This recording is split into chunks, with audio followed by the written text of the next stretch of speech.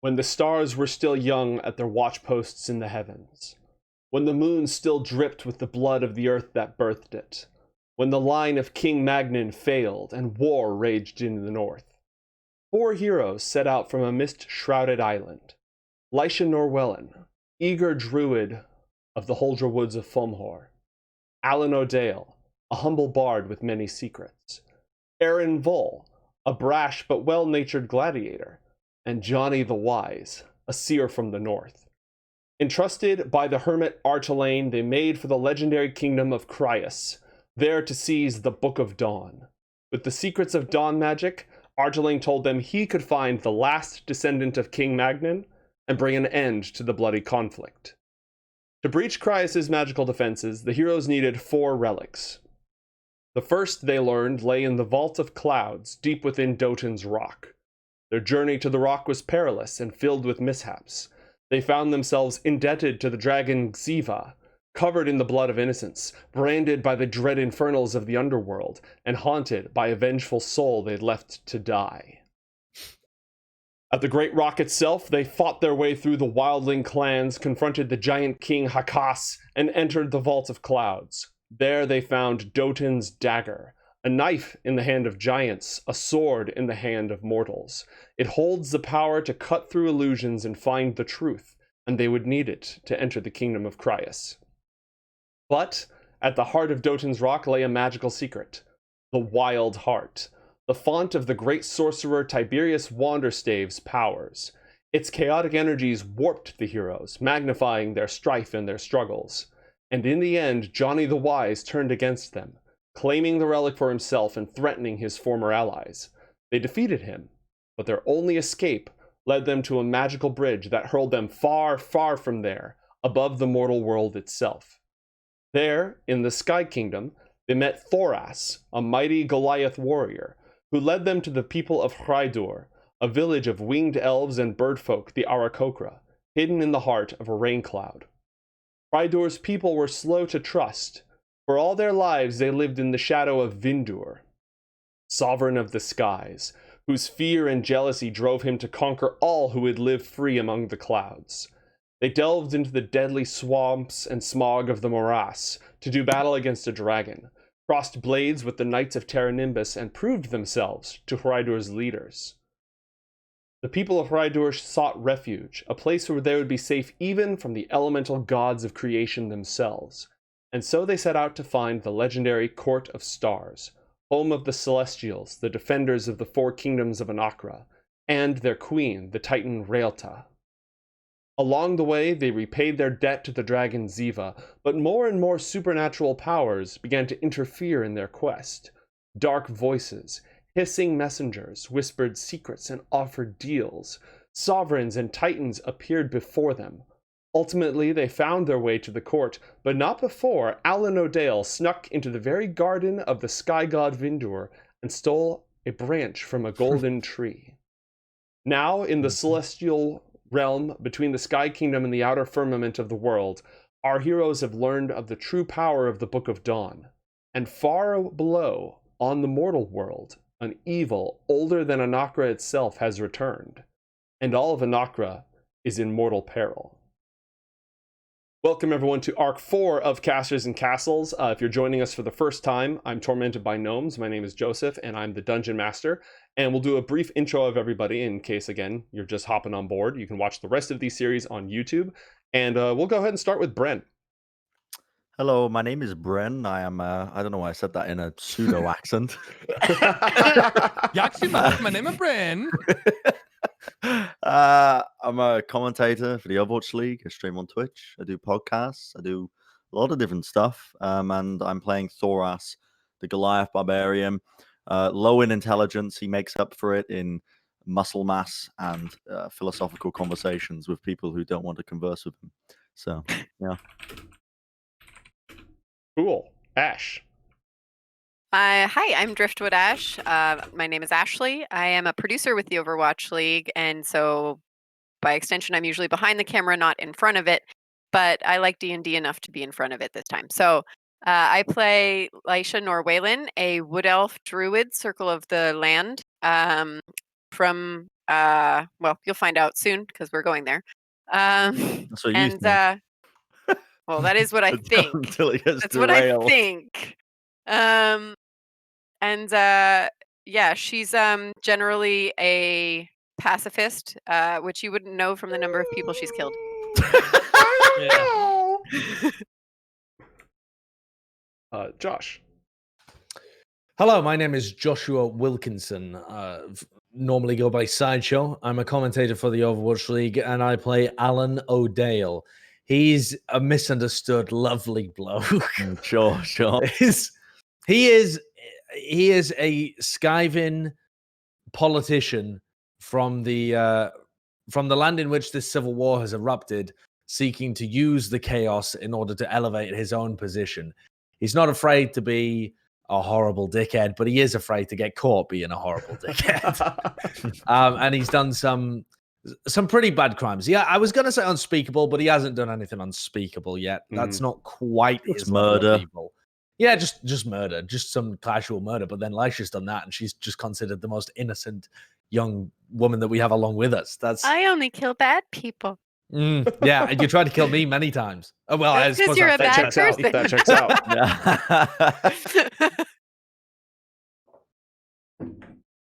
Last but not least, Ted Ubershouts.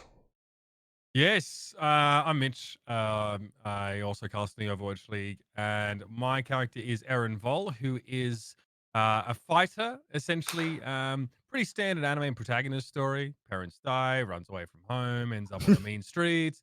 But he was a pit fighter in a large town for quite some time, and was the adventure-seeking type, and ended up falling in with these guys. I would say he is marginally more intelligent than Thoras, but not by a huge margin. Most of his lack of intelligence originates from his inability to distrust people. Not really. He doesn't realize it's naive because he thinks he's incredibly worldly and he knows the streets. You know, he thinks he's really savvy, but really he just gets taken advantage of by people that are more intelligent. But he's a dab hand with the old sword in combat. So yeah, he was also Azimar, although he does not know what that means or why incorporeal wings sprout from him sometimes when he gets mad. So He assumed it yes. was part of the standard anime protagonist package deal that he'd signed earlier. He'd been told a few times, but he doesn't. Well, He no, doesn't- he understands that obviously there's a quality about him that like could cause him to fall under some sort of persecution or distrust, you know, and he understands it's from a tryst that his mother had, and that his father was not his natural father. So yeah, and you know, sometimes in the heat of battle, he may frag a young soldier with his whole life ahead of him, but it's just business, kids. So no worries. Okay, so we are going to start out. Before I even say where we left off, where we left our heroes, any of that stuff, we have an act of God. Thank you, chat. Oh, Cool. And As we do. as we do. And I want to see if all this stuff that I built works. If you direct your attention to Roll20, you may notice a deck of cards on the right-hand side. Oh, I do. see it. Oh my Oh god. god. I've been working on this. It's not done, but Oh. I think it's in good shape. So what I'm going to do is I'm going to have everybody roll 1d20, and whoever's the highest, instead of rolling a d20 on the chart, you're going to draw one of these cards. Congratulations, Thoras, you're the lucky winner. So I believe if you... Yeah, I can see the draw button. Do I click it? Yeah, go ahead and click it. Draw one card, right? All right, and now see if you can drag it out and just throw it on the playing field. Yeah. Oh. Oh, what is that? Oh, I don't know. I can't read. it's very small. That seems in character. Whoop. Oh, Celestial Oh. harmony. Choirs of angels sing out. Hope to the kind, doom to the cruel. okay, great. So Well, you're screwed, Alan. I'm not cruel. Callous, cruel, you know, there's a little bit. Right. So essentially I've got a deck for each of the different like levels, 10, 20, 30, 40, 50, etc. And there are a bunch of different deities in that. That's pretty cool. Holy moly. All right. Nice. And It's fit the court of stars pretty well. yeah, I mean, you drew Raelta. I'll go ahead and tell you that much right now. That's Raelta's card. And I should have, so let's pull this up. this really seems kind of apropos given where you are right now. Yeah. The quest for the Book of Dawn is in the Court of Stars. Essentially, it is a supernatural realm that looks like if you took the Northern Lights and built stuff out of it. There are all sorts of entities that dwell here, and you are so far above the world of Anakra at the very peak that you can see the stars themselves, which are guardians, celestials, hanging upon the firmament that surrounds the world, keeping their eyes ever vigilant into the hungry darkness and the things that lurk within. Here dwells the Titan Raelta, her troubadour, Deuterith, and all sorts of heavenly hosts and entities. And aside from what you've seen so far, which is very limited, you've seen mental landscapes conjured from your own acts and deeds, the contents of your heart, and you've seen a whole bunch of like techno light shows. You're standing on the Northern Lights, essentially. But there's more here as well. There's an actual court. There are gardens of unworldly trees and flowers. There's a fountain that flows with liquid diamond, and all sorts of entities and creatures that dwell here. Heaven's a bit of a party, actually, because this isn't your classical, have you been a good little boy, here's your harp, etc. This is their job, is to watch out for things beyond the four kingdoms. Because long ago, the first entities that arrived from beyond the four kingdoms were the Infernals. And then later on, the One Flesh that lies at the roots of the world, gnawing at its core and wrestling with Liban, the sovereign of the seas. So the Celestials stand watch against anything else, anyone who might need help or might seek to do harm that comes from beyond the bounds of Anakra itself. This is where you find yourself. Allan O'Dale, I guess I go ahead. left out the part since you said Liban. I just remembered my character now has a fisheye and gills. Yeah. That's a thing. That's an important thing. Do not forget. Josh, you're muted. True. What insights have we missed, Josh? I said true. That's about it. All right, so a few things happen. The other members of the party had just said, we need Allan. I hope Allan's okay. Let's get Allan here. And then you see Allan emerge from his trial, just frantic and ranting, yelling, I killed them, okay? I killed them. And suddenly he finds himself here before he is ushered off by the astral deva Amglef, who is Eren Vol's guardian angel, essentially, to speak with Amglef and with Deuterith. The rest of you are gathered in here, and a few minutes later, you see Alika appear out of her trial. And she runs past you, just bawling, tears streaming down her face as she sobs uncontrollably, running blindly deeper into the Court of Stars. Thoras and Allan have already gone inside. Lysha and Eren, what do you do? Lysha would run after Alika Mm-hmm. to see if she's okay. Okay. All right. Eren would probably just look apprehensively at the back of this angel bloke as he ushered Allan in, Mm-hmm. and shrug and just walk the hell after everybody else. All right. Time works differently up here in a convenient way that allows us to have all the stuff that happened with Thoras and Allan be done as in time for the rest of you to catch up. So the party is now reunited, and Alika is sobbing in a corner of this supernatural courtyard. Amglef, the Deva, and Deuterith, the Troubadour of Stars, have been speaking with Thoras and with Allan as the two of you walk up to rejoin the party.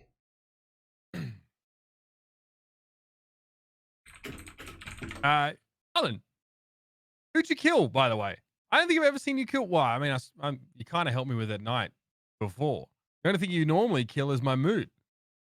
Did you bring me here, Eren? What? Were you the one that summoned me here? We all did. We all did. Look at Alika, me. are you okay? Look at me. Now back to you. Now come back to me. Here, come here. Come here. Let me hug you. Come here.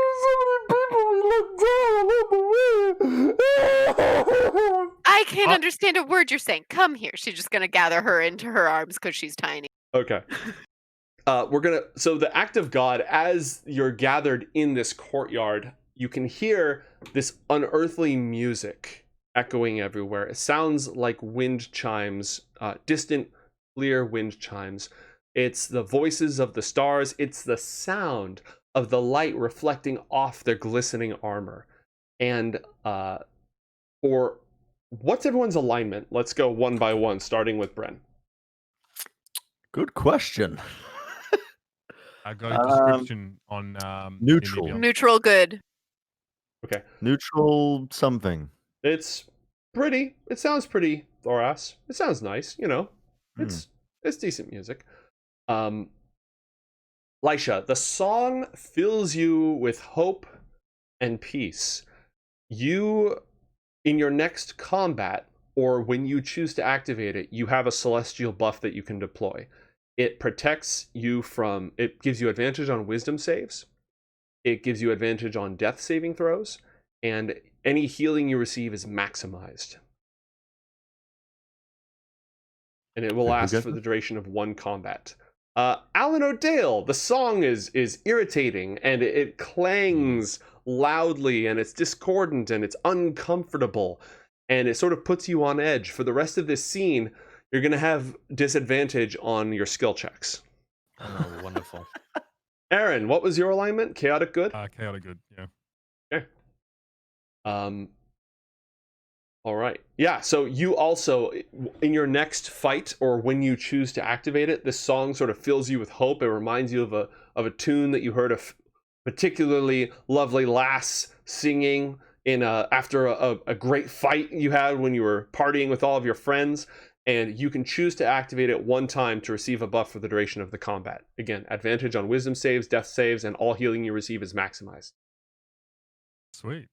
All right, back to the lot of you. Lysha is comforting Alika. These celestial figures have been speaking with Thoras and with Allan. What does Eren do? Well, I think the first thing Eren wants to know is, where the hell was Allan? You left me behind, and I had urgent work to do. Urgent? Listen, that fire bloke, you know, the one with the, columns of fire, brimstone, burn your nose hairs out just because he's standing within 25 feet. Yes, I'm aware of him. Right, well, he was the one that sent us here. We didn't leave you. And what's more, he said that somebody left behind actually brought Vindor there. Yes. All an elaborate plan, Eren. I didn't want to bother you because your brain can't quite handle it. But by attracting Vindor there, I Did we stole just say a his powerful... name twice? Yes. It doesn't matter. It doesn't matter, Lysha. We are protected here. Uzul. Dutruth and Omglyph both just stare at you.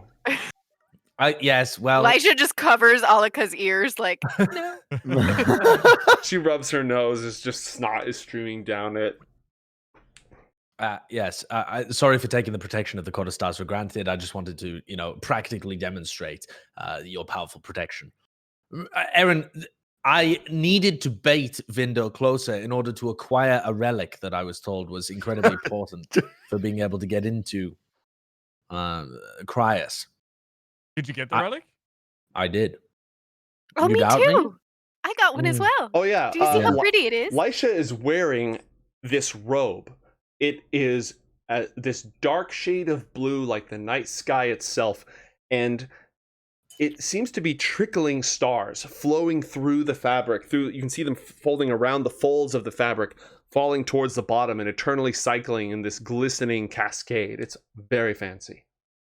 How did you get that? It was a gift from our host. Yep, mine was a gift too. Aside from the head exploding. Yes, mine took a little more persuasion. Thoras thought that you cut it. Yes, I did. Vindor may not be the happiest that I took it. It was on loan. It's on loan. Stop saying his name. Thank you, Stop Thoras. saying... It matters not, Thoras. Thoras thinks it matters. Look below you. Yes, well, he's not particularly happy right now. Explain this to me then. So you would say, you're the reason that Vindor descended upon all of the denizens of Hydor in incredible wrath and with many forces and wind warriors. That occurred because you wanted to, I don't know, ask for a fucking a flower clipping from him?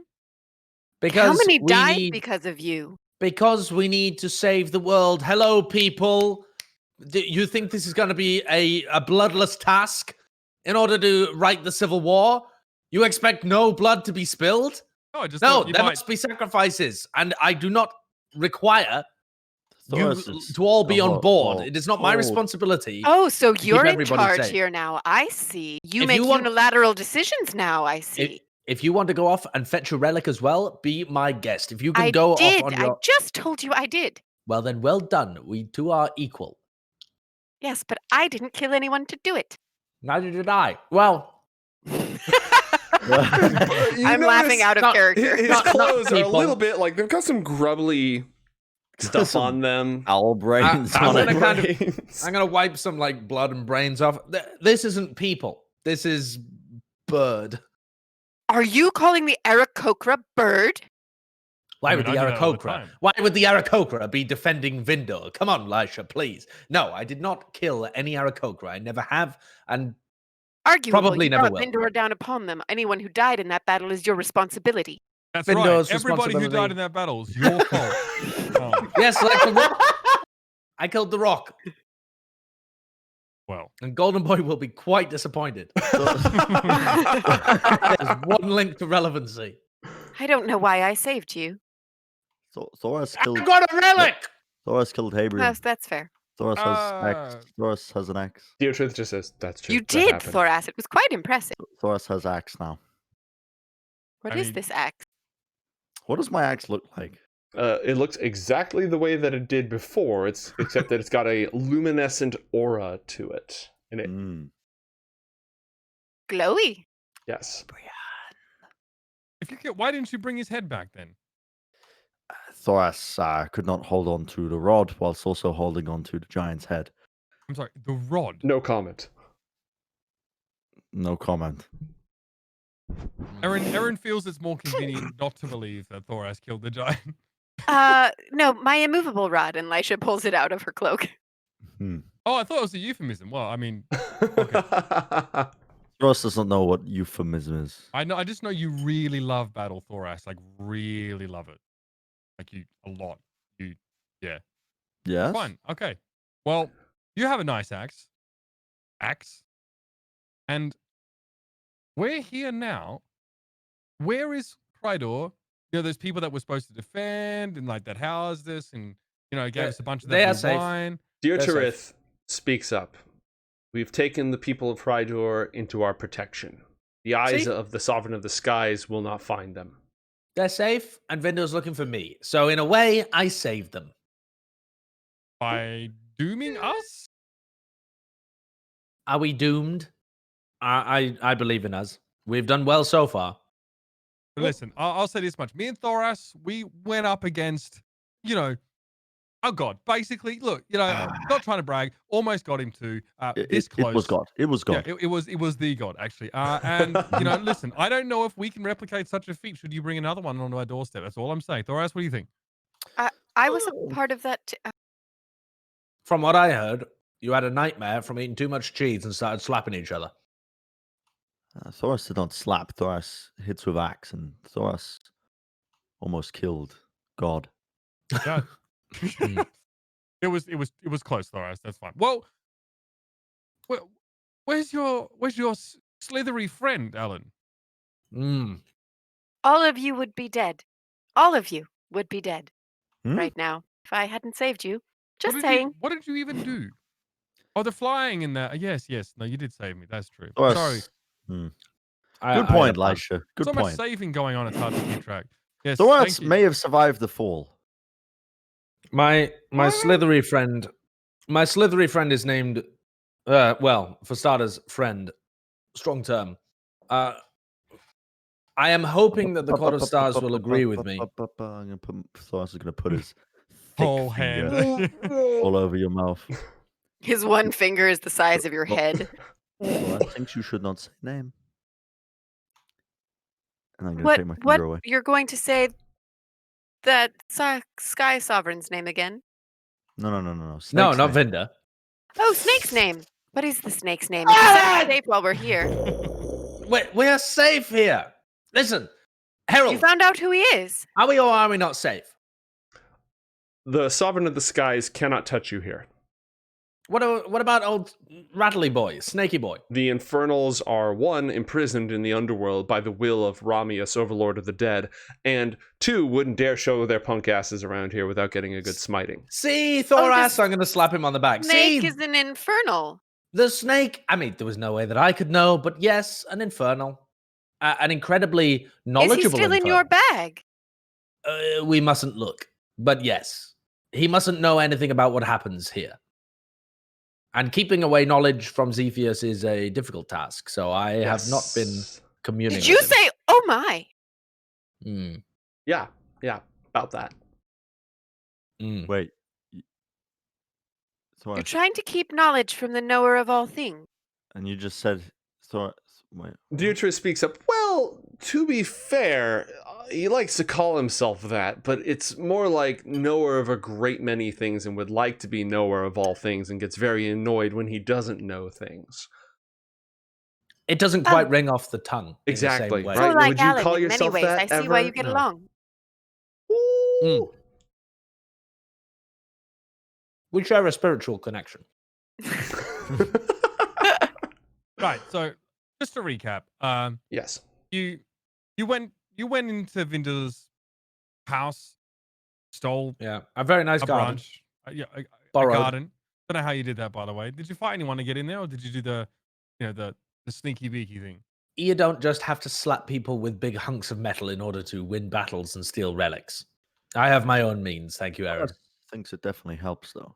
You are Mm. looking very weak, Alan. I feel better. Well, after I have a anyway. relic and you have 0 relics, so we'll see. Thoras could take your relic. That's not strictly true. Yes, I wasn't talking to you, Lysha. Right, We yes, all yes. know you have a lovely You're all relic. very powerful. You all have gifts from gods. That's fantastic. My concern is what we were being told about before. You remember the whole conversation that we had, like not just a couple of minutes ago, where all of it, when it went from putting the right prince on the throne to end this civil war to, oh my god, Oh, saving the there is- world. Yes. Yeah. Thoras has no Yes. knowledge of this. It does not matter. What matters is killing the dragon. Eren, our job is broadly speaking still the same. We must find the book, and the book will empower us to be able to kill the dragon.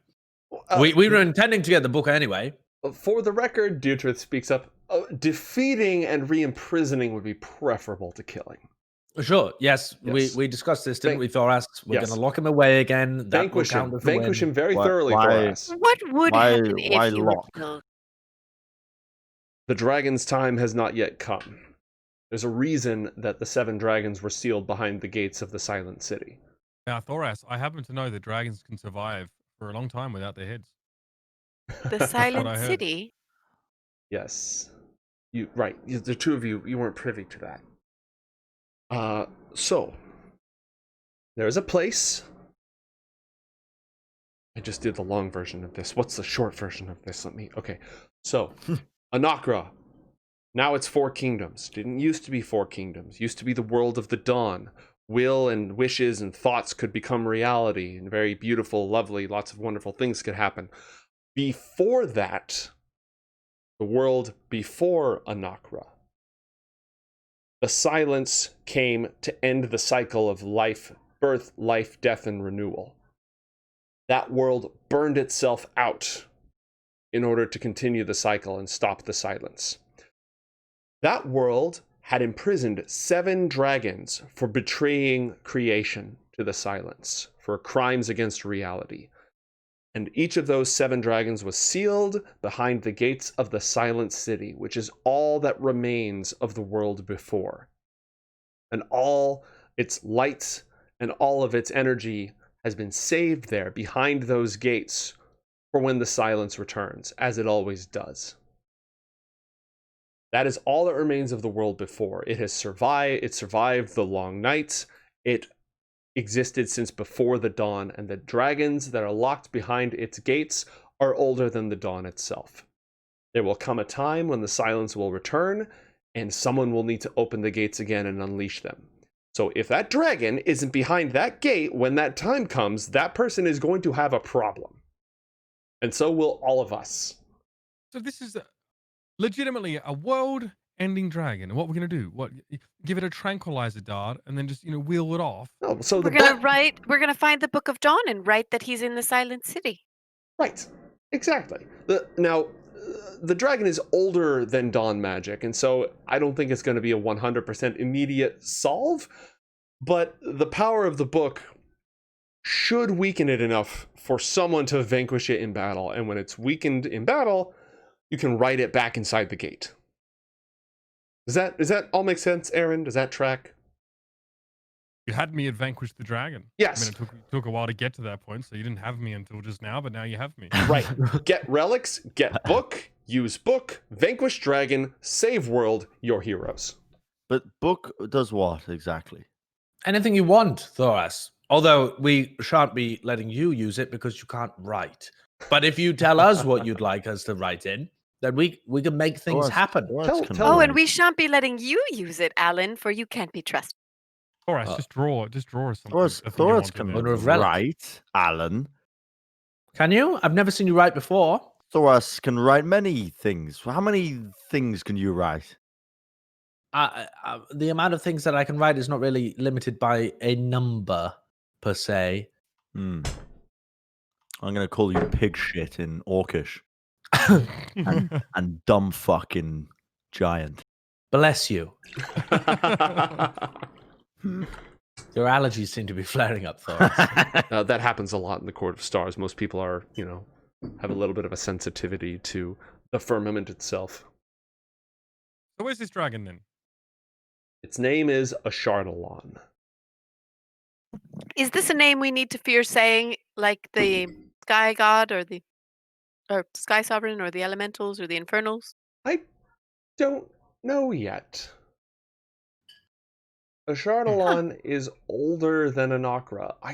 We don't know what rules he follows.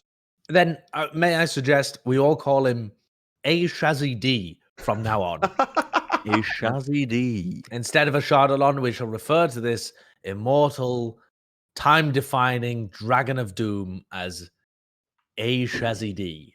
A-Shazzy-D. Mm-hmm. Is this a sacred language of your people? Mm-hmm. Thoras likes it. I think I went from the Eastern Kingdoms by a similar name. Yeah. Shazzy-D, yeah. I thought that was what you gave to the wenches from that kingdom.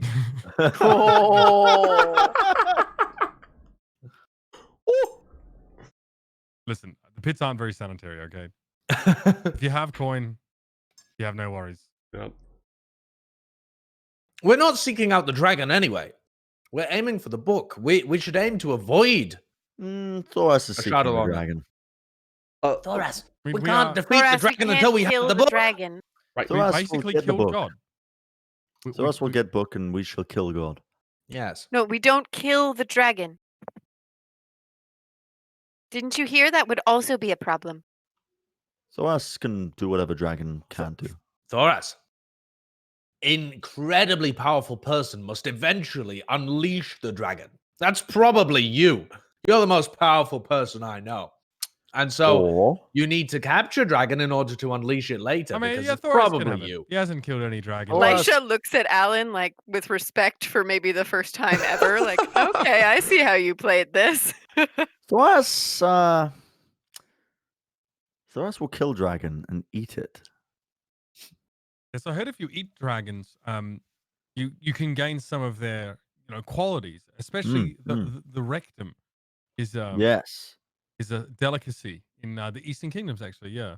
We shall continue this discussion, Thoras. There is much more to decide about how the dragon is disposed of. Well, Yes. let us get book. I'm tired of waiting around. Thoras, as he slams his hand on his knee, he collapses because he's on 11 health. He takes 11 bludgeoning damage from himself. Oh. Whack! We've all been there. Yeah, rest. So, when you've rested and you're ready to continue your journey, the Court of Stars will place you wherever you wish in the mortal world. Do you know why my hair has grown back? Right. You've got some wild magic on you, which we might want to talk about because we're starting to think that a lot of what's going on has a great deal to do with wild magic. We can clean that right up for you. We're happy to do so. Would you mind? Yeah, let's come have a rest, have some drink, have some food, and tell us everything that's happened so far so that we're up to speed, and we will clear that up right away. But you won't get rid of my blessing from Liban, will you? I'll still be able to breathe underwater? It's Yes. hey, How could the druids of the circle of ass wipery survive without your fisheye? I'm not the one who removed my eye, and none of you helped me with Gilbert until someone launched a freaking crossbow bolt at him just to get the last one hit HP shot in, but got credit for killing him. I see how this goes. I tried. I would like to think that my contribution during that fight was substantial. We're all very proud of everything. I that didn't all of really you have see what done. any of you were doing. I was distracted fighting Well, let me Gilbert put it by this way. myself. Thoras looked like a piece of bison meat inside an anthill. That's what he looked like. Smelled as bad as it had been out there for 3 days. And yes.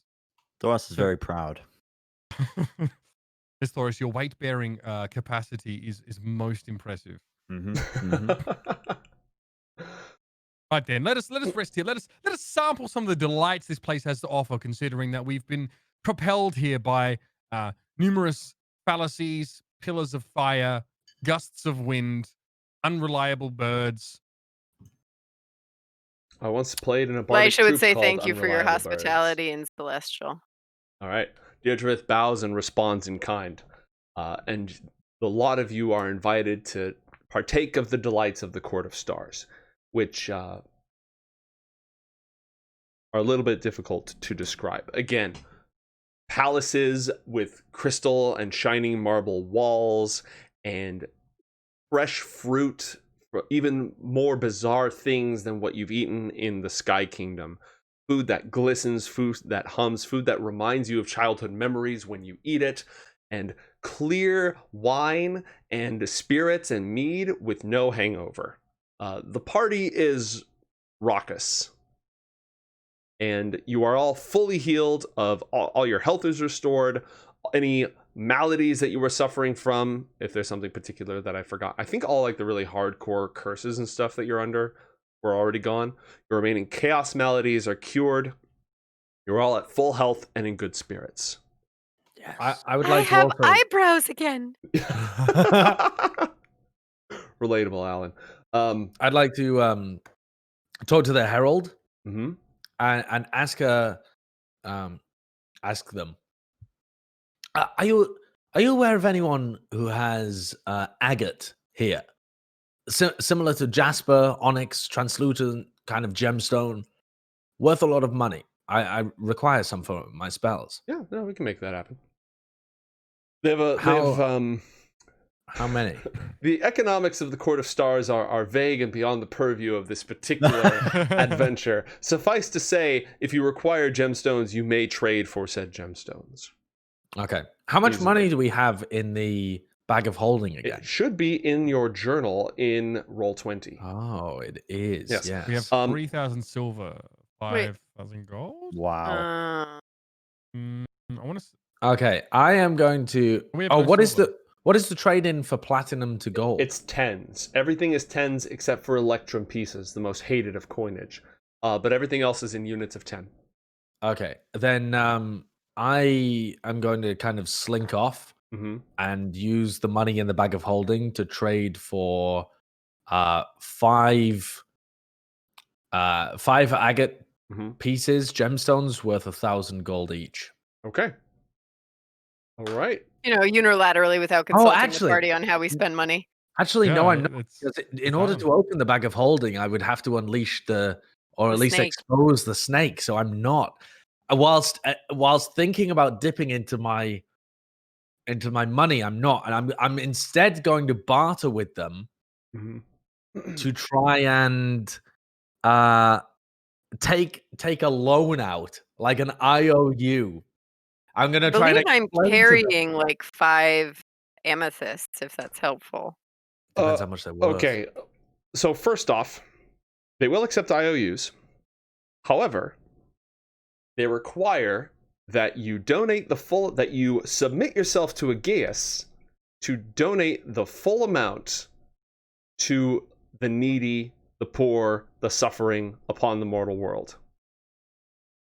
I readily accept. They will look your ass up, Allan. They know how you work. They In will fact, get your actually, digits. I'm going to try and negotiate.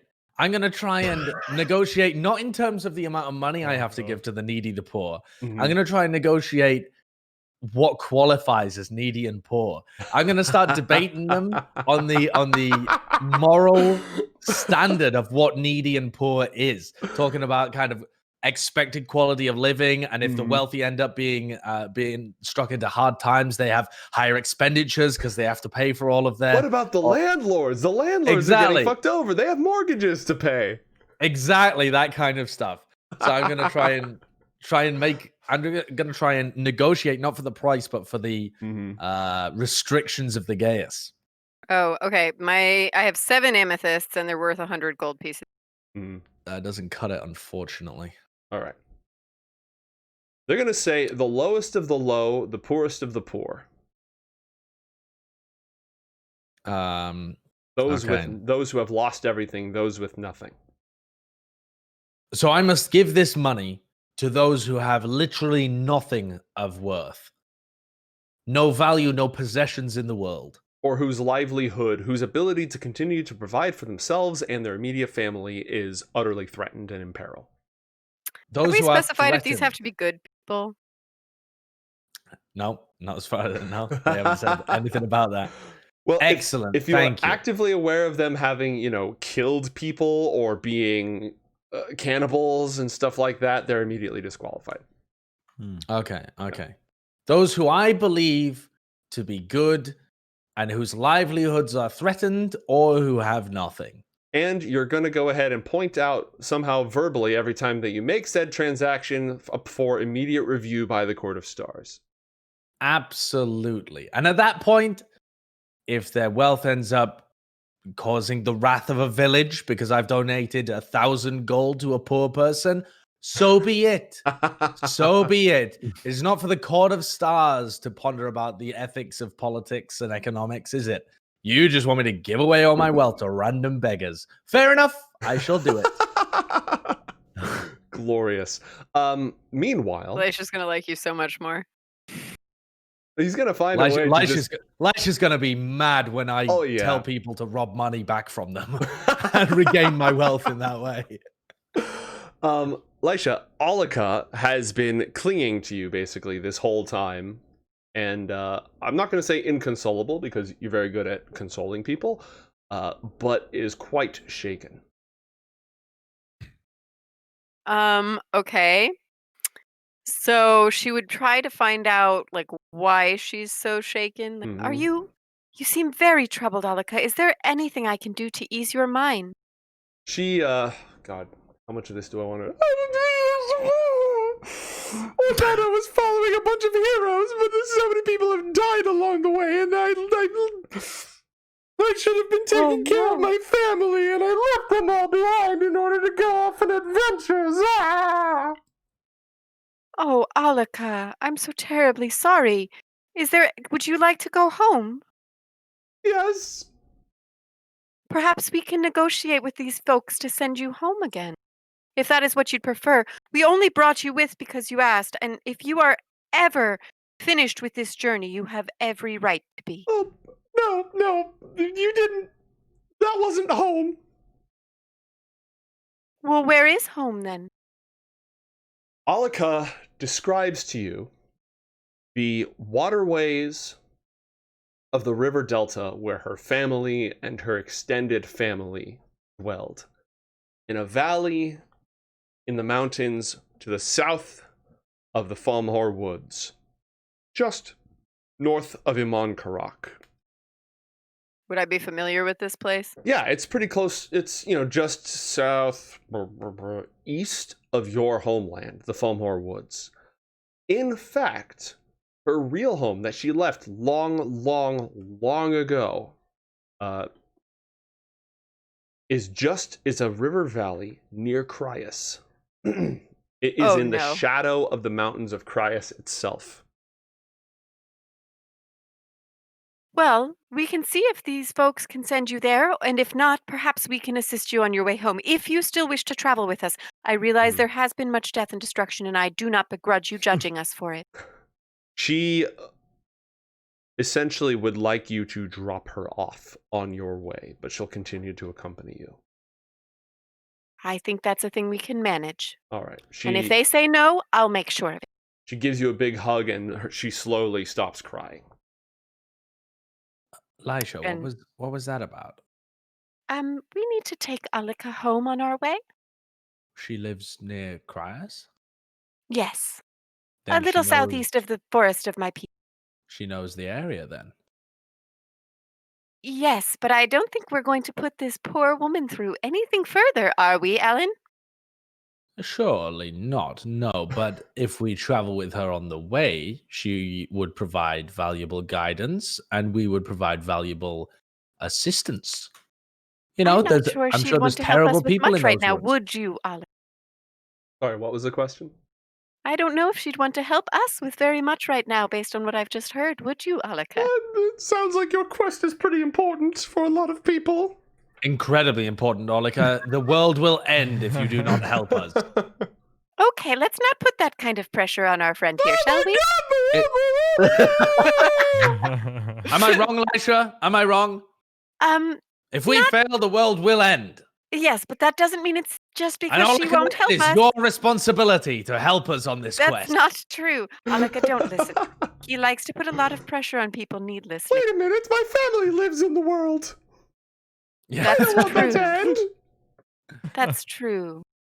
They will be smited, smote, Listen, annihilated, Your Olika. family will not be smote because we will prevent on our Exactly. adventures, which As are a long little as more you help violent than us. perhaps you anticipated. Smote But, would be the proper conjugation. Thank you, Olika. I lose my verbiage whenever I'm thinking about the end of the world. Well-studied bard you are. Sound like Yoda, you do.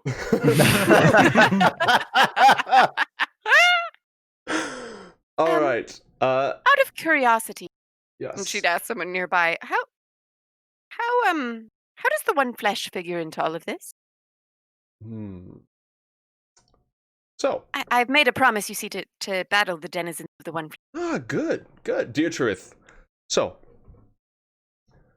the dawn ended because the infernals ran rampant over the world, devouring its light and twisting it in their own image. And somebody opened the doors of the Silent City and let the dragons out. Oh, I forgot. That's an important point of context. I talked with Allan and Thoras about this. Yeah, the dragons behind the 7 gates of the Silent City routed the infernals. They wrecked Uzul and his friends, demolished them, sent them running, just for purposes of scale. I think that's important to cover. And then they were all locked right back up by whoever it was that did that. Haven't been able to figure that out. So then the sovereigns say, hey, these infernals, they came from beyond Anakra. We should probably have some sort of protection against that. So they took the Dawn World and they divided it into the 4 kingdoms, and they all lock nicely together to make the firmament, which keeps things out. It's a protective barrier. So years go by, and the infernals are pretty upset about this. So Uzul kills Arakura, the Sovereign of Stone, within range of how dead a sovereign can actually be. That's a metaphysical question. We can go into the detail on that later. When Arakura is killed, discorporated, the firmament weakens. And something out there smells the blood of the earth and it wants it and hungers for it. And comes down and falls from the sky, and that's the one flesh. So after that, Liban and Vindur's daughter, Raelta, our mighty queen and Starkindler and all sorts of great stuff, says enough is enough. She goes over Vindur's head and lights the first stars and everything that you see around you, which annoyed Vindur a great deal. And that's why there's a Court of Stars, is because things keep attacking from beyond out there, and there was nobody actually protecting and keeping an eye out. So that's where the One Flesh figures into all this. Not directly related to the 7 gates of the Silent City, still a major problem. Would love to see its minions thwarted. Does that answer your questions? Strictly speaking, if someone wrote in the Book of Dawn that the One Flesh was destroyed, what might happen? Not entirely sure. It came from outside. Again, I see. I'm Now I sure, see. depending on exactly how you did it, it would be maybe a net good thing. I don't think you could just write it out of existence because it came from beyond our existence. I'm sure you could do But something I could write with the that. firmament back into existence? Oh, the firmament's it's back. Like, it's still here. It just, I see. needed some patching. It's in the latest patch notes.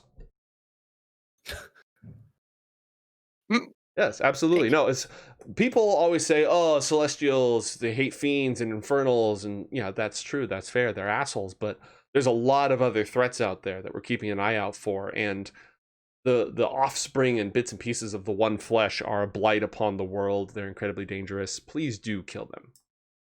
Okay, I will. Thanks. Eren. Sorry, Thoras. Thoras is listening to this, and Thoras is just wondering again why does this party go for the most convoluted approach to every problem? Why not just write in the book, we are all strong enough to defeat all the evils in the world? I mean, and then we just go around and kill the evils. Because that would take a bloody long time to defeat every evil in the world. Even if we were strong enough, we wouldn't have the time to be able to do it. Besides which, if we wrote that we were strong enough to defeat one, then perhaps not all of them, if they ganged up, would defeat us. Why would they gang up? Because maybe we can take them one at a time, but maybe not all at once. We'd have to stipulate that. Self-preservation. So what is the it sounds like Thoras is a little bit confused here, because you all have many uses for the book. Yes, but can the book only be used once? Thoras, we don't quite know how the book can be used until we have the Don't book. Think so, from my understanding of the book's lore, but possibly. Seems too powerful if it was allowed multiple times. It is not without its limits. You are corporeal entity. Grasping the book's power and wielding it may take a toll on you. It remains to be seen if it's within your capability at all. And remember, the power of dawn is not limitless. The infernals nearly devoured it. I should hope we were all willing to sacrifice ourselves for the chance to save the world, so I think we'd be all right. I'm willing to sacrifice you, Lysha. I didn't hear that, Allan. Thank you. Thoras, he's basically saying he doesn't think you can handle writing this book. He's implying, in fact, that you can't write. Thoras can write. Well, I know you can, as well as anybody else. He doesn't know that. Writes all the time. Yes. In fact, I think I've seen you write on occasion. What if you used it as a sketchbook? That's the great thing about it, you know? It's more about will and thought than it is about grammar. These and many other questions whenever we find the goddamn book. Let's find the book. On that note, where would you... First off, Eren, is there anything aside from get drunk and have a wild good time and party with some space babes? Is there anything else while your guardian angel looks disapprovingly at you the entire time? Is there anything else that you wanted to do? Absolutely not. No, I think actually I think Eren would go up to the angel guy. I think, sit down. Maybe he's hoping for a father-son talk. He obviously knows he's not his dad. But I know he'd try and strike up a conversation with him because now he's no longer dying from multiple wounds. So yeah. So he'd wherever this guy is, maybe he's talking with people, maybe he's sat down, Eren will just pull up a seat very blatantly, pull up a seat next to him. He's not really very subtle. Except the BlizzCon after party and everyone's like got a circle and you just see somebody go right into it. Yeah, think of it like Mendo sat there, and then ZP just fucking pulls up a seat and sits next to him and just waits for him to talk to him. I see it in my brain. Yeah. All right. So Omglef is not much of a party animal and is frequently around, but pretty easy to get a hold of because he's just sort of, looking out. You pull up and he turns to you expectantly without saying anything. I hadn't thought that your kind would really partake in this kind of revelry. The role of Celestials is often misunderstood by mortals. You do, Eren. In what language does he address me? What language did you address him in? Probably common. Yeah. He responds in common.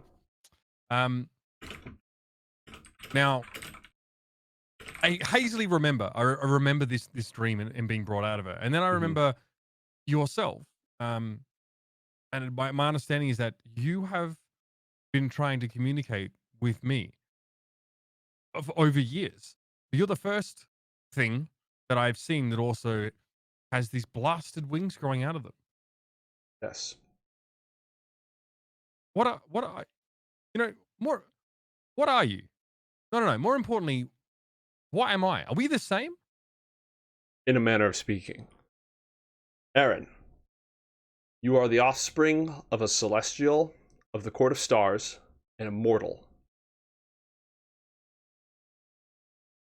Wow, I knew that the father I was born to wasn't. Wait, what is that? Am I human at all?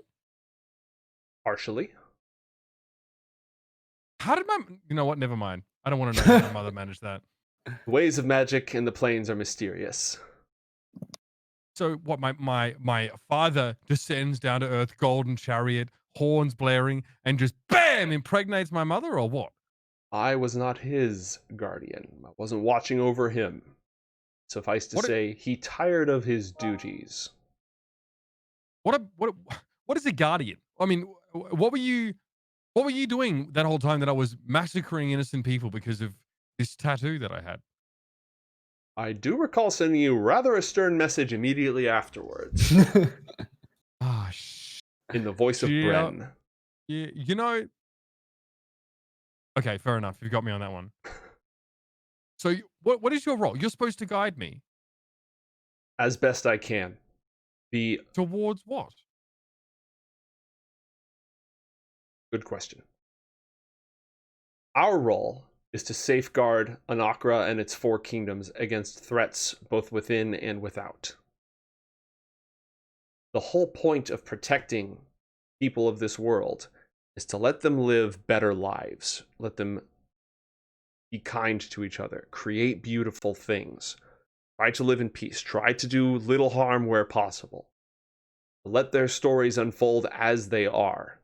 Give them their freedom, but to guide them towards kindness and compassion. That is the role we take with mortals.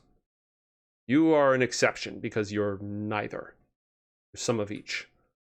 Our ability to directly communicate with you is limited. We do not often descend into the mortal world unless summoned for the same reasons that fiends don't simply burst from beneath the earth and overwhelm your cities. Anymore. Not anymore. So, what is expected of me then? I mean, I'm not even the same as you. I'm half human, and all this stuff you're talking about, letting people live their lives. That's incredibly far above my head. What do you want, Eren? Wow, how long you got, bro? I'm an immortal. Bring it. I mean, I think I have some things that I have to make up for. Some things that I wish I hadn't done. I mean, and how will you do that? I don't really know. I believe that I have things to atone for having, the whole demon possession thing and chopping and hacking and killing. I will admit it's something of a vague moral area. Not that first kid though. The rest of it complicated. Listen, it's been a long time since I've been in the pits, and you're kind of indiscriminate when you're fighting in those. You might be 30 people in there, and you grab the nearest You throwable don't thing. And need to explain it. It already happened. A stone once cast cannot be taken back. The only question is, what do you do now? should I stay on this quest with these people? Is Yes, because otherwise bad things could happen. Unspecified bad things could happen. Why don't you go? You're fully Azimar. You're much more powerful. I mean, we could test that. I mean, ostensibly much more powerful. Why can't you go and save the world? We are standing at the bulwarks of the edge of reality. There are things up there hammering at the gates every single day that we keep at bay. We've got shit to do. But we lend our strength and our power and our guidance where we can to mortals who will seek it out, or in your case, who inherit it. Okay, one last thing. One thing that's been bothering me for a long time. Hmm. Do I get superpowers? You can sprout wings and smite people with radiant light. Well, I mean, birds can fly. I don't know. I just thought otherworldly creatures, angels with obviously some strange moral gray area that they seem to be able to abide whilst still doing what they want. All right, so you're telling me I don't get to shoot lasers or flaming swords. You have the potential to rise above almost any hero that you've heard of. Through your deeds, through hard work, through sacrifice, through constant training, as you've already done. The sky's the limit. If you really care about your celestial heritage, which would be the right and proper thing to do, but you are not bound to do. You care greatly about your freedom. There are paths that you can take, but they would lead you away from your current training. It might What require training am I receiving? Oh, the same training you've always had. Whoever is trying to kill you at the moment has always been your instructor. Oh, that's my favorite kind of training. Yeah, it's worked out You see fairly this- well for this you is so far. Gigantic guy with a loincloth. He smells awful. But I managed to. Yeah, I mean, he's kind of strong. He's not bad. But I'm teaching him a thing or two, show him in the ropes, and I feel like I don't know. The more I travel around, look, I've been around for a while now, and I feel like the real step to learning is to teach. And so yeah, I've been doing that. Yeah, no big deal. I've been teaching some important combat lessons. Art of the blade and all that. How to throw sand in someone's face when they're. I'm good. I think I'm on the right track. Then carry that on, and your superpower of throwing sand in people's face will ever get stronger. Eren takes a sip and sobers, looks at the guy pretty soberingly. Mhm. Something tells me I'm going to need your help. You might. It's been with you this entire time. Well, Eren gets to his feet, grabs his big tankard. Sorry I didn't listen hard enough in the first place. And then he throws on a grin and he's like, yeah, call me though. Hit me up. And he just walks off with his tankard. My name, Omglef. Use it if you must. All right. Eren takes note of his actual name and just walks off. All right.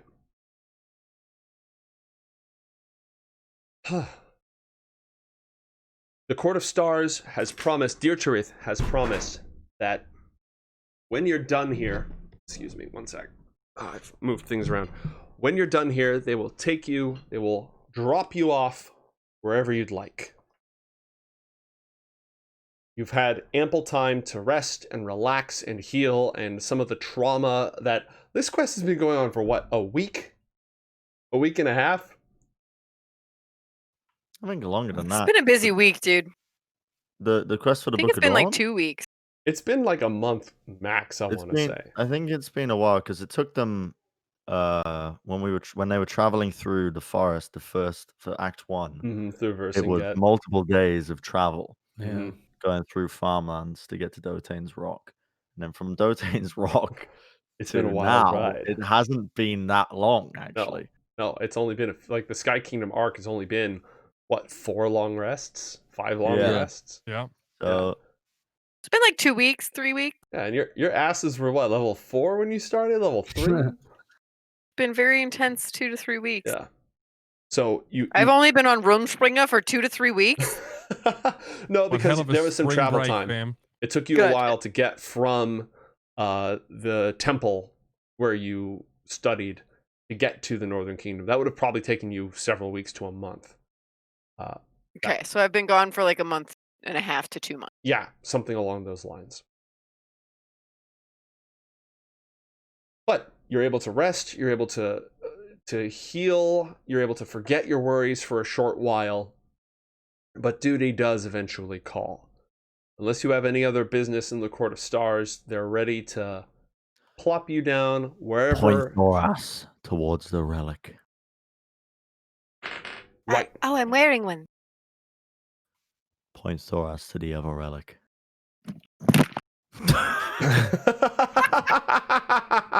So the party gets to choose where they want to go. Yeah. Guys, listen. The Crown and Anchor. It's on Goodwood Lane in the capital. Exotic dances, nipple tassels, and of course mead, like it's from the lips of the gods. We can just stop there briefly. I know a guy. We can get a booth. Everything we could ask for. Charcuterie boards. No. I'm going to say no. They make a wicked We whiskey promised sour. we would take Alika home, and that isn't the direction we need to go. So I think we could kill 2 birds with 1 stone that way. Nipple tassels. Guys. I You don't ain't seen find that that up here? appealing. Where No. is the last We relic? didn't say penis tassel. So They didn't. That's in the other Damn, room. you drew us really be like that? I thought the Holder were sworn to celibacy. I guess you spend too much time Hey, wiping man, up. that's no, all you about know the very natural little of our cycle. rituals then. You ever heard the term skyclad? Rich Rad, what's up? Welcome everybody from your stream. Good folk. How's it going? You came in at a hell of a time. Well, Thoras is getting impatient. Where is the relic? Right. So, you need a relic. 1 relic from each of the 4 kingdoms. You've mentioned the highly metaphysically problematic 5th kingdom as well, of which we don't know a whole lot. That's actually more the province of mortals than of angels, despite the presence of Amglef in Eren Vol's dreams, but I digress. There's a wedding coming up. There's a fairy wedding coming up. Oh, we have invitation. Oh, shoot. Yes. There are going to be, at that wedding, many important fae. Fae lords and ladies and dominions of the courts. And they would possess relics from the other world that would help you bypass Cryos's defenses. The wedding is to take place in the Fomor woods of the Huldra, Lysha's homeland. When you get there, you will want to find your way into the good graces of one of the Arc Fae attending the wedding. There is nothing more petty than fairy politics. I am telling you, the sheer lengths that they will go to over a slight or a grudge or not liking the thing that you wore 10,000 years ago is outrageous. You are going to want to be extremely careful. Make your way into the good graces of one of the Arc Fae, and they will bestow upon you a relic that you can use to gain access to Cryos. Or it could drop you into the underworld. Don't try to steal from Fae. The Fae sounds good. What do you know of the Fae? What gifts do they enjoy? Is there somewhere that we should go before attending this wedding in order to pick up things with which to flatter, impress? Our dress. I mean, look at what I'm wearing. This is not fit for a wedding. Perhaps we should go to the city, to an inn, to the tavern, to a tailor's. So it would only be Perhaps to wise. Alika's home people, and perhaps they can make us some fine clothes. We promised we'd bring her home. A river dwarf capital? I don't know about you, but I don't think that's very fitting attire for a. Excuse I me. mean, it The would be crafting too heritage short. of the River Dwarves is unparalleled. Is it really? Except for I other things think are that's parallel, true. but it's quite nice. The greatest gift that we could give these Fae is our absence. I have no intention of going at all. I do not want to do this. Why must we do this? Can't You we just dragged get me You dickhead. You dragged me to the Court of Stars, put me through intense mental You pain. dickhead. And what? So that you could figure out that you are the bastard offspring of some angel. I didn't need to know that. I could tell that by looking at you. You sprout wings for the love of fucking God. It's so obvious. Listen, I sprout wings. You pull a snake out of your ass. Who is stranger? I'm not saying that you're particularly strange. I'm saying it was unnecessary to come here. It caused me a lot of mental trauma. And by God, you are coming with us to this bloody wedding if you have to act as my servant the entire time. We can keep you out of the radar if you're worried about that. You don't have to interact with any Fae. Why are you afraid of the Fae, Eren? I just don't. Listen. I was at Dotane's Rock. We went through this whole rigmarole with them. Almost got lost in time entirely. And frankly, I'm not all that excited about the guest list. So I think we could. I think. Eren, let me put it to you this way: ignoring an invitation from the Fae would probably cause you lifelong strife. You don't want to do that either. You happen to know who invited you, by the way? Lysha still has her invitation, so she'd pull it out to see if it was signed. Who is getting married? The May King. The King. The May King, Eren. You cannot slight the May King. You see, we've met them before, What? is what he's referring to. Thoras knows who invited, but Thoras needs to know who was getting married first. The May King to Who's to the May meet. King? She's marrying So- her sister. Dear Tirith looks at this purple flower that was folded in the shape of an envelope, and fuck. Why is that your reaction? Okay. It says Lady Rowan requests the honor of my presence. Is that bad? Right. Lysha, Who's Lady Rowan? Lysha, roll a history or history or nature check. Nature it is. All right.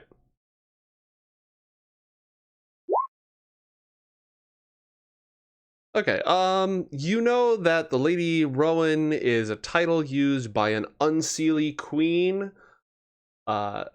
As it already says in the invitation, she's the sister of Neve of the Golden Hair, who is a Seelie queen. They're sort of like they're not good and evil. They are bright and beautiful and dark and All right, edgy. Dresden. Yeah. Oh, look, we're all drawing from the same source materials here, all right? We're all drawing from the same source materials. And besides, it's not summer and winter, all right? Fair That's enough, what fair Dresden does. Sure. There's a winter queen and a summer queen, but they're Huldra, they're not Fae, so we're not going to talk about that. Right. So, little backstory. You are from the Autumn Huldra. The Huldra have 4 different queens, but traditionally they all get along splendidly. And the reason that they get along is because long ago the Huldra were just sort of doing their thing out in the forest way before human civilization rose up, and a bunch of fucking giants rode glaciers into their land and invaded them and attacked them. So the 4 Huldra danced on the mountain, on the shore. They basically chased the spirits of the valley around this mountain, danced with them, flirted with them for 4 days. When they were done, they were imbued with, each of them was imbued with the power of one of the seasons. And they all combined that to imbue a king, essentially with the power of a god.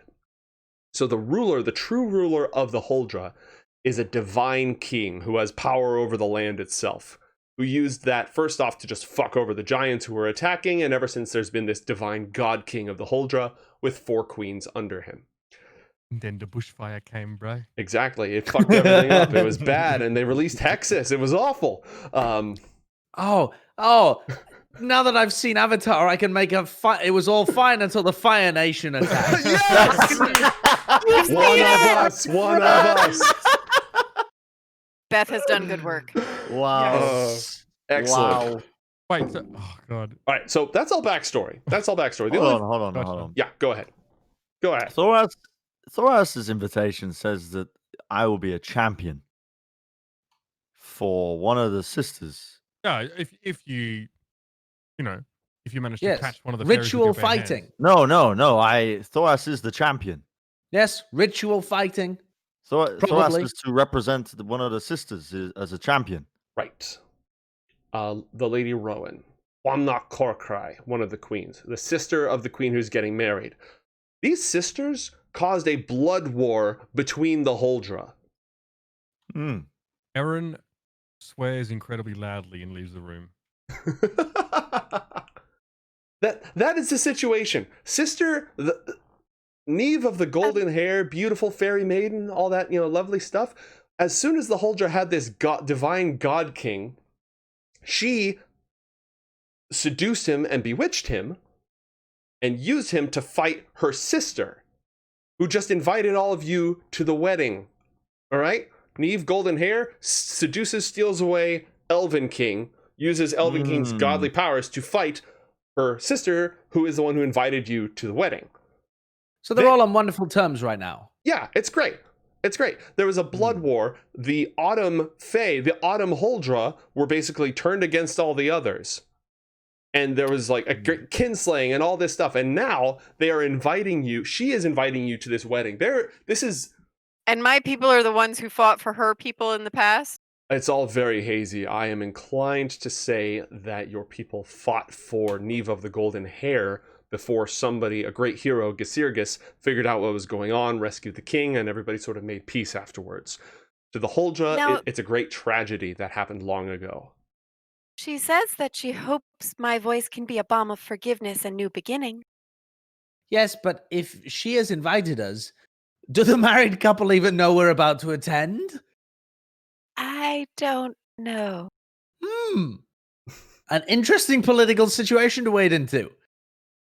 But they're getting married in my homeland, so... Right. So you have an invite. Yes, of course. I forgot that if something happens in the woods nearby, you automatically are invited. Well, it Thoras is has never sort been of to a true. wedding. Thoras wants to go. We're meant to it'd act be as fun. a peaceful envoy. You might Thoras- be designed to act as a peaceful envoy. Thoras has been asked to be a champion. Champions rarely act in the means of diplomacy. Thoras is worried that they are playing the game of sticks and stones. You know it? Yes, I know what you mean. What? You mean some political game, yes? Yes, sticks and stones. Goliath, Yes, ancient Goliath term. yes, Goliaths really Yes. don't do well with words, so they have to use sticks and stones instead, presumably. I'm not Well, sure if you're the sticks or the stones, Thoras, but I think you're probably onto something. Am I Thoras going may to take be... Alika home to find out that her home has been destroyed by trees? Sorry, go on. So, fun fact, the last time you saw your home, there was a gigantic curtain of fire Wall of over fire. it. And fun fact, because I don't know if you'd be privy Did to the this. Fae do that? I don't know. I don't know that it was me. Yeah, I don't know No. if anyone knows. Eren literally fucking Eren is not in the room. He literally But swore to get the and relic- stormed out. To get the relic, we must go to the wedding. Well, we must Yes. attend the Fey area. We don't necessarily have We to must attend attend the the wedding. wedding. And Alan, if you plan to steal from the Fae, you're dumber than I thought. I mean, he's already stolen from one of the elemental gods of creation. I don't know how much, Mm, Yeah, but we don't know that. He told us he bartered or got it was a gift or something like that. Right. it was on loan. It's on loan. Alone, that's what he said. That's what he said. Thoras would like to be taken somewhere. Thoras must find a gift. Well, we should attend a city near as possible to the Fey wedding. That way we can make ourselves presentable, buy gifts perhaps, investigate what's been happening in the local area. We must do some level of politicking before we wander into this Yes. quagmire of a Well, the wedding. nearest area to the Fae wedding would be my home, but I would still say we should visit Alika first. Mm. Well, Alika's is... Can I pull up the map? I might be able to pull up the map. Little river dwarf, why don't you just go by yourself? I mean, I could. I'm sure these You lovely do- people would send me. I was going to help you. But, I think we should let her help us if she still wishes, but if she also wishes to leave and not be part of this anymore, she has that right. That's true, Olika. You have the right to absolutely send the entirety of the world into horrific nightmare fuel. Alan, I don't want to do Alan. that. I don't think that would happen. Thoras is I confident in don't his think own it's abilities. strictly on Alika's shoulders. Condemn the world to death, Olika, if you wish. No! Alaka, Alan is a terrible person. Don't listen to anything he says. So the Foamhore Woods. I wonder if there's an easy way. I don't know if there's an easy way for me to pull this up for chat. I will pull it up at some point. Essentially, you are here, and the Foamhore Woods are here, and Amonkarok, where our last adventure took place, is here, and then Alaka's homeland is here. It's a nice straight line right to it. It's on the way. Oh, Just thousands of miles along the way. I see. I thought it was closer than a Monkrock. No. Well, Alaka, what do you wish to do? Would you like to come to the Foamhore Woods with us, or do you want to go home immediately? I do want to go to a lovely wedding. That sounds delightful. Well, then let's go to my homeland. Will there be cake? Oh God. I suspect there'll be cake. We'd have to Hooray! ask Faye. You forget about your traumas quite easily, River Dwarf. It's impressive. Cake has that effect. She's also had several days of partying in heaven, which helps. So with the Fae like irreplaceable things. They like unique things, and every Archfae's whims are different. It could be the last painting of a great artist before he went blind. That could be a priceless gift. It could be a dress of pure gossamer sung by the singing sisters of Glassweb Grotto. It could be a ray of light caught in the mountains of morning in the Sky Kingdom when it first rises over the horizon. It could be your name. I'm sure they would love to take your name as a gift, or your memories, or your heart, or something more intrinsic like that, something truly irreplaceable. It's a very wide playing field, and matching a gift to the person is very difficult. That said, Golden Roots would be the largest nearby settlement. It's a Huldra settlement, although I think it's had some problems recently.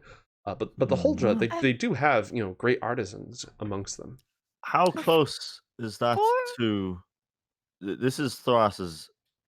So Thoras has the feature of Wanderer, which means he has an excellent memory for maps and geography and things. Would Thoras know roughly where the site of the battle was, where the body of the giant and the rock fell to, and how close that was to where they need to go?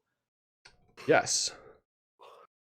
Because Thoras hasn't told anyone else, but internally, he's going to try and go to the bodies and find a gift there. Because he's not good with gifts, doesn't know money, but he knows kills, and he killed a giant, so maybe he can salvage something from the splattered mess. Even if it's just some giant beard hairs that he can braid into the person, Right. That would be north of the Foamhore Woods in the lands of Vercinget.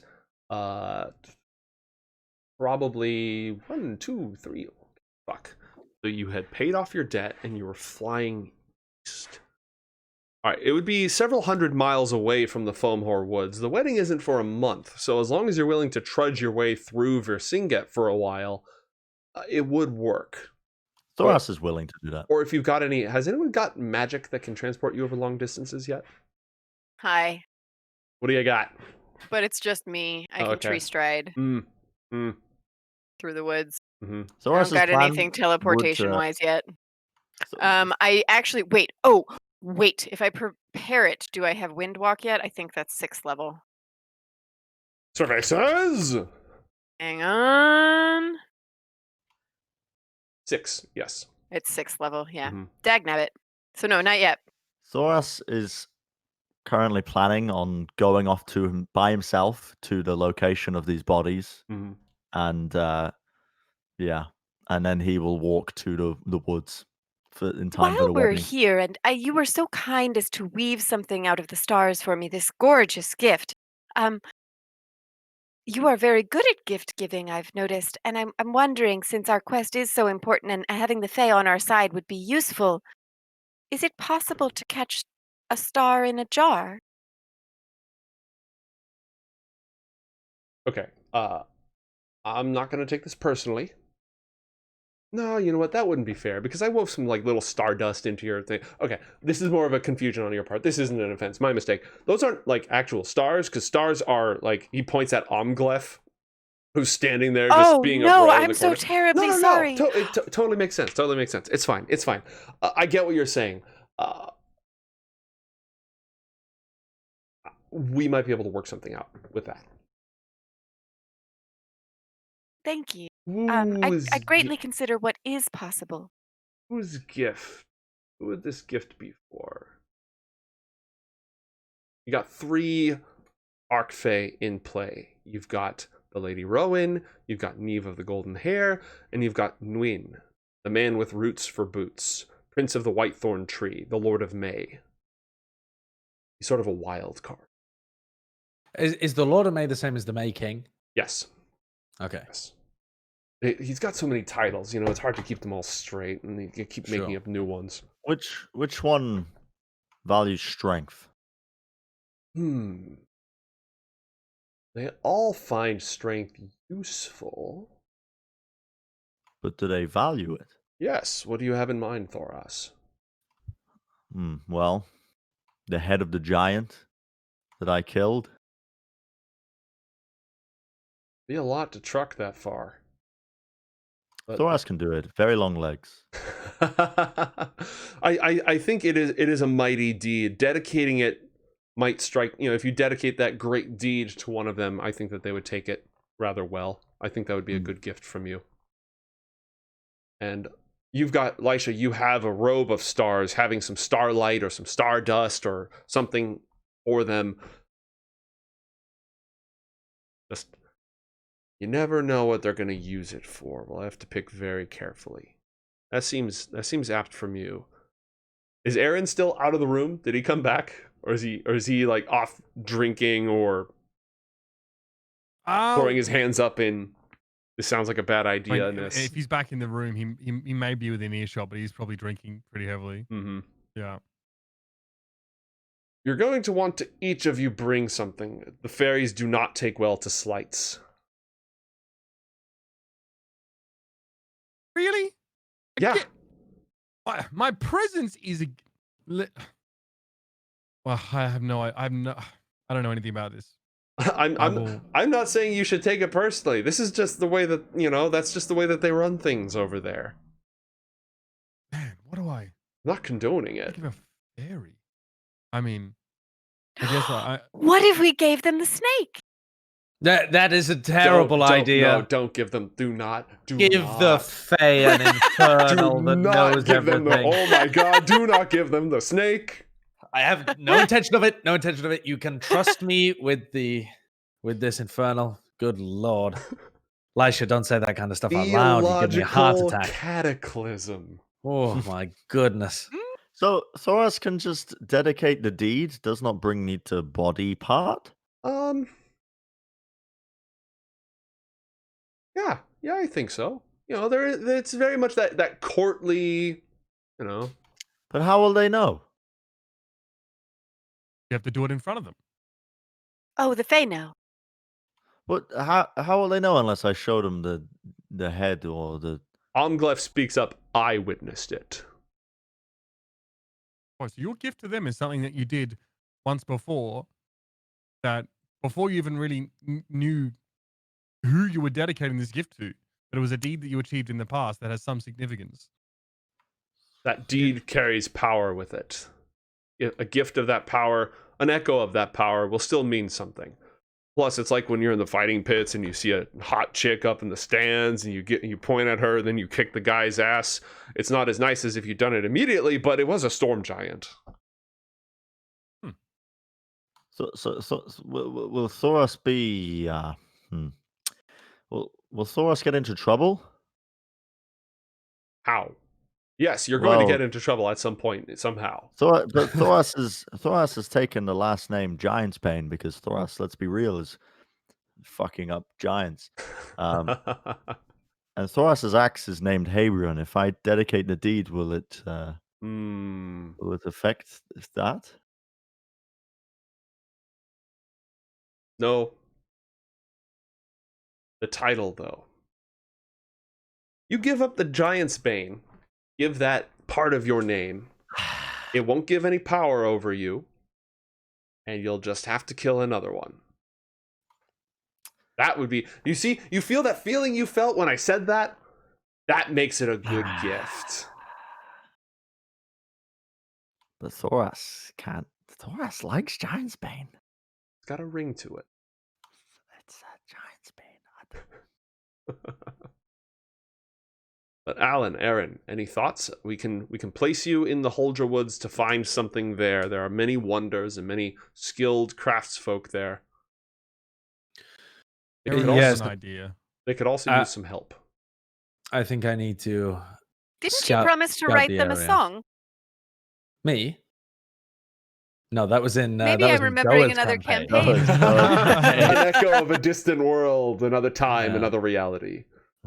Thoras will go to the bathroom, he says to everybody. So let it be written, 10-1, so let it be copy.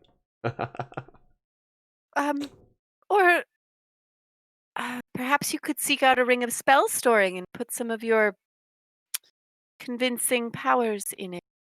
Ah, yes. Thank you, Lysha. You are most helpful. No, I think. If I were capable of hate, I might hate you. I think the woods will provide some kind of answer. Mhm. Yes. Are these The are woods the and the Fae dungeon master, impressed yes. by paradoxes at all? Riddles, tricks of the mind. They delight in them. Making one a gift would take some certain logical, but they do, they can take things that aren't actually things. So Yes. a paradox of sufficient complexity might delight them. That's the sort of thing that Nguyen, the King of May, is all about. He likes that stuff.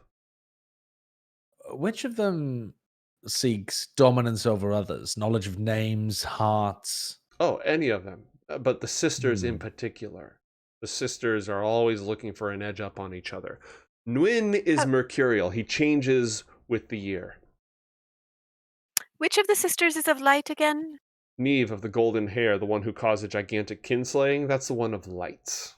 Oh. Because I was going to say it would make most sense to give her a gift of light and star because she could I'm sure. illuminate the darkness. But I mean, yeah. perhaps. Yes. The whole light darkness thing amongst the Fae, it's a completely different philosophical business. She would value a gift like that because it would give her power and protection over her sister. What? Just out Does of her pure. sister know we're coming? Her sister invited you. Neve Neve is the one invited. getting married. The Lady Rowan is her Oh. sister who invited you. Out of pure curiosity, what would an escort or a herald be required to do at a Fae marriage? For a friend. Right. Pronounce everybody, make them look really good, have some fancy pronunciations for them, dress really smartly, accompany them around, all sorts of etiquette and gifts and such. Or not physical gifts, but Interesting. the supreme vouch. Well, I think that I will explore the woods a little. I have Mhm. some scouting to do, some information to gather before I can Yes. commit to this wedding.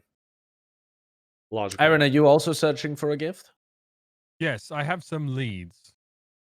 You have some leaves? I have some threads of possibility that I may pursue. In the woods? Well, I mean, eventually I can come to the woods. Certainly. I have some brief business here before I go. Oh, very well. And Thoras, are you amicable to being dropped off in Fomhar Woods? Thoras has his own goals. Where are you going? I will meet you at the wedding. Oh, where are you going? That is I for may wish to Thoras accompany you, know. Thoras. It's for Thoras to know and you to find out. Or you wouldn't appreciate my company? We've got along with each other so far. No one appreciates your company, Allan. No, Thank Alan. you, Lysha. I'm just kidding. Of course I appreciate your company. Alan, you are like a little conniving turtle snake because of how your head looks. Thoras is. I know a good recipe for turtle snake stew. Do you really, Olika?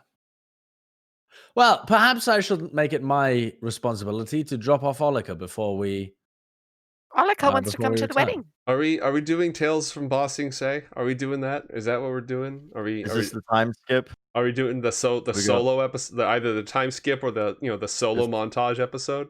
Is that I what? think it might be the solo Does the party want montage it? into the I'm- time skip. I think it's only Thoras that's going a different way, right? Oh, the rest really? of us are down to go to the Yeah. Yes. woods with the other elves. Ah. Alaka, we can find you a gift in the woods as well. Oh, lovely. Though you can speak with rivers. Possibly you could just speak with a river for them. I have that thought. So, stepping out from behind the screen for a moment, if the party wanted to split up and do mini-sodes, either next episode, like you take 30 minutes, you take 30 minutes, whatever, and do that, or whatever, we can make that happen. That is workable. It sort of depends. So if we want to split the party, that's okay. If we do decide to split the party, what I would probably do is end it like after everyone drops off, of course, with a small cliffhanger tease to until next time. And then I would take a little time to schedule out or figure out whatever people are doing on their side mission. But if people want to do that, I'm here for it. It's up to Thoras, I think. Thoras, Eren, are you What muted? the- Mitch, are you No, muted? I'm not muted. No. All right. All right.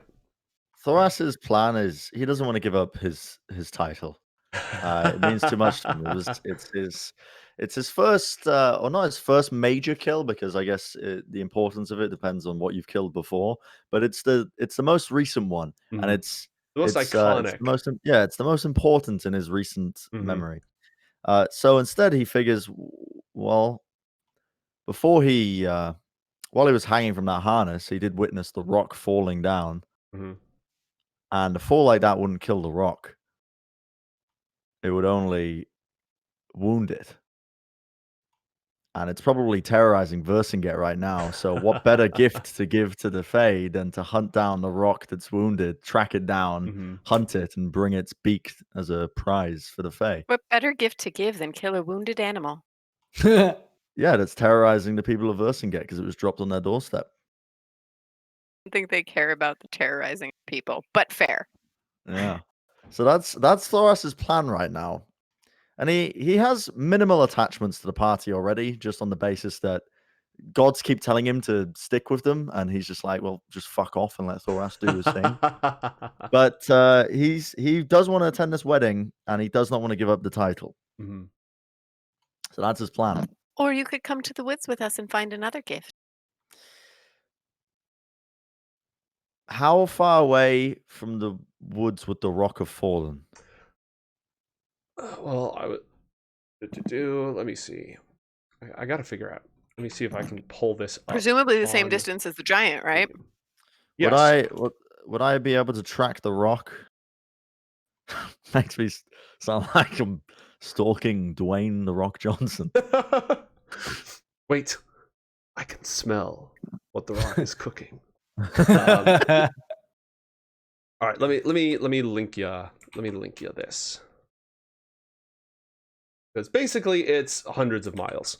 Oh Jesus! Yeah. So Ziva's lair would have been here, and you went there, and then you flew east for like a day or so, which would have taken you way the hell to near the edge of this map, because every hex is 12 miles. So that would have been in near the upper right hand corner, sort of between the two. I'm pulling it up on stream, between the two mountain ranges. And if every hex is 12 miles, and these are the Foamhor Woods, 1, 2, 3, 4, 5, 6, 7, 8, 9, 10, 500 miles. Well, So 20 days, very brisk hiking. And again, the wedding isn't for a month, so you do have time. That's up Thoras to has a you. proposal. Yes, Thoras? Thoras proposes that we kill the rock that Allan failed to kill. No, I killed the rock. we're going to my homeland, and we're going to bring Alaka home afterwards. But Thoras needs a gift, and Thoras cannot think of anything other than slaying a giant. Thoras, being. there are many scary beasts in the woods that I come from. Thoras And did they're on see the fire, rock so I'm land going. on a farmer's house. At at this point, I think that Eren is along for the ride. He's really dragging his feet about this wedding, right? So anything that sort of distracts him from it is kind of fine. And, you know, if he gets lost, falls down a pit, gets killed by I don't know a sovereign before he gets there, then that might be okay. He knows. Whatever it takes. I think he knows with a somber realization exactly what his gift is going to be. So he doesn't need to he's not too worried about that. He's sort of decided on it. But yeah, he just doesn't really want to. He's hoping that maybe he can lead the party away from the wedding while Lysha, they go on. Thoras will accompany you all, but it is not Thoras' fault if the rock is killing people in Versengate. Oh, I can assure you, I would never blame you for such a thing. I But we might. have much larger The rock fish, is loose, birds to fry. and the rock is loose, and he's doing all sorts. Listen, I have Thoras, been charged with being an emissary for my people to an ancient power that has tried to destroy us multiple times. I am much more concerned with the safety of my people right now. We can do both. It is feasible to do both. I would Listen, rather end in Fomhar Woods, but I'm willing to travel to I'm a Versengate. little concerned lately about all My these homeland is on tales fire. I am of- not. So I all will these split. tales of heroism and daring do that Thoras has conjured, somewhat like your snake, produced it from some darkened crevice, and then he speaks of them as if, you know, that we were all there to witness these things. I posit that were we to leave Thoras to his own devices, he would simply go and, you know, fondle a maiden, you know, in a tavern, and then come back and say that he'd killed a horde of creatures. I would like to Eren, witness I think this. you're projecting. Thoras would bring back the beak. I believe you, Thoras.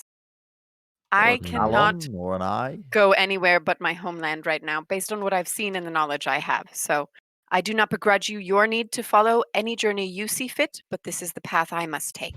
Listen, who knows? Like maybe we start this journey and Ashardalon turns up and we have to go somewhere else. You know, that is what questing and adventuring is all about. You know, sometimes it's not about where you end up at all. In fact, sometimes you shouldn't end up where you think you should end up. And in I some have cases, no you idea what the definitely don't point want- of what you're saying.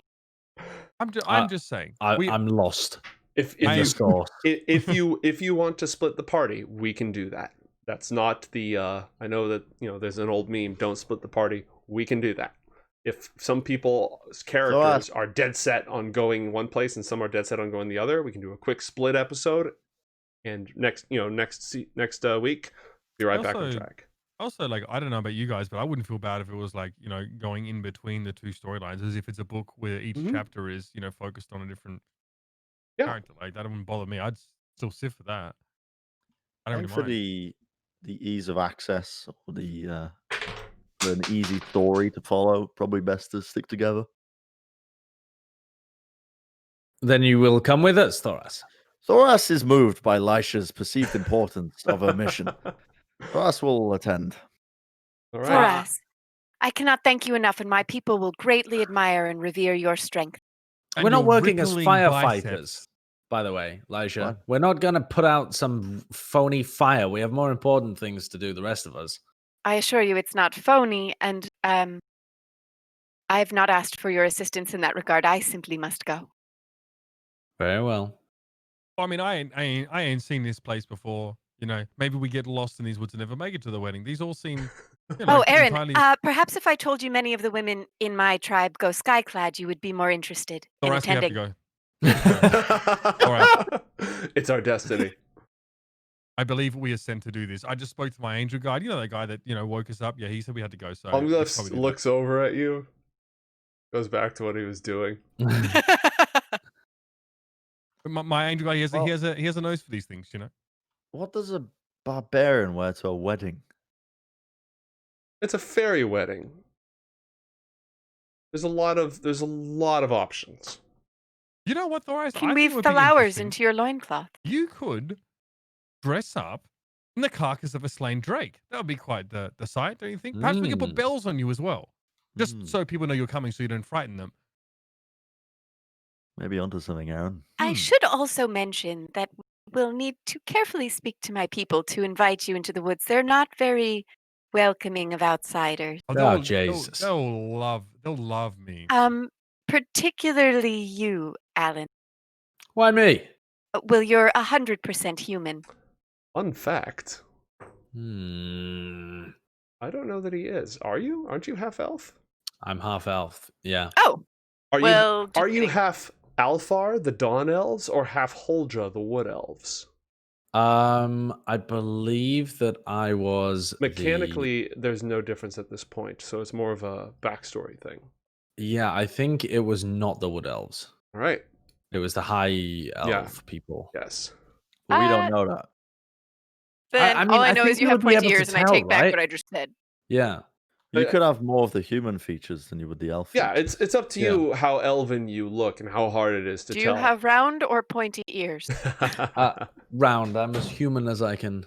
Well, as far as I'm Mhm. aware, other people just think that I'm human, but I don't know whether you as an elf would be able to detect that I'm a half elf. Are you concealing the fact that you're a half elf, or are you just sort of living your life, Alan?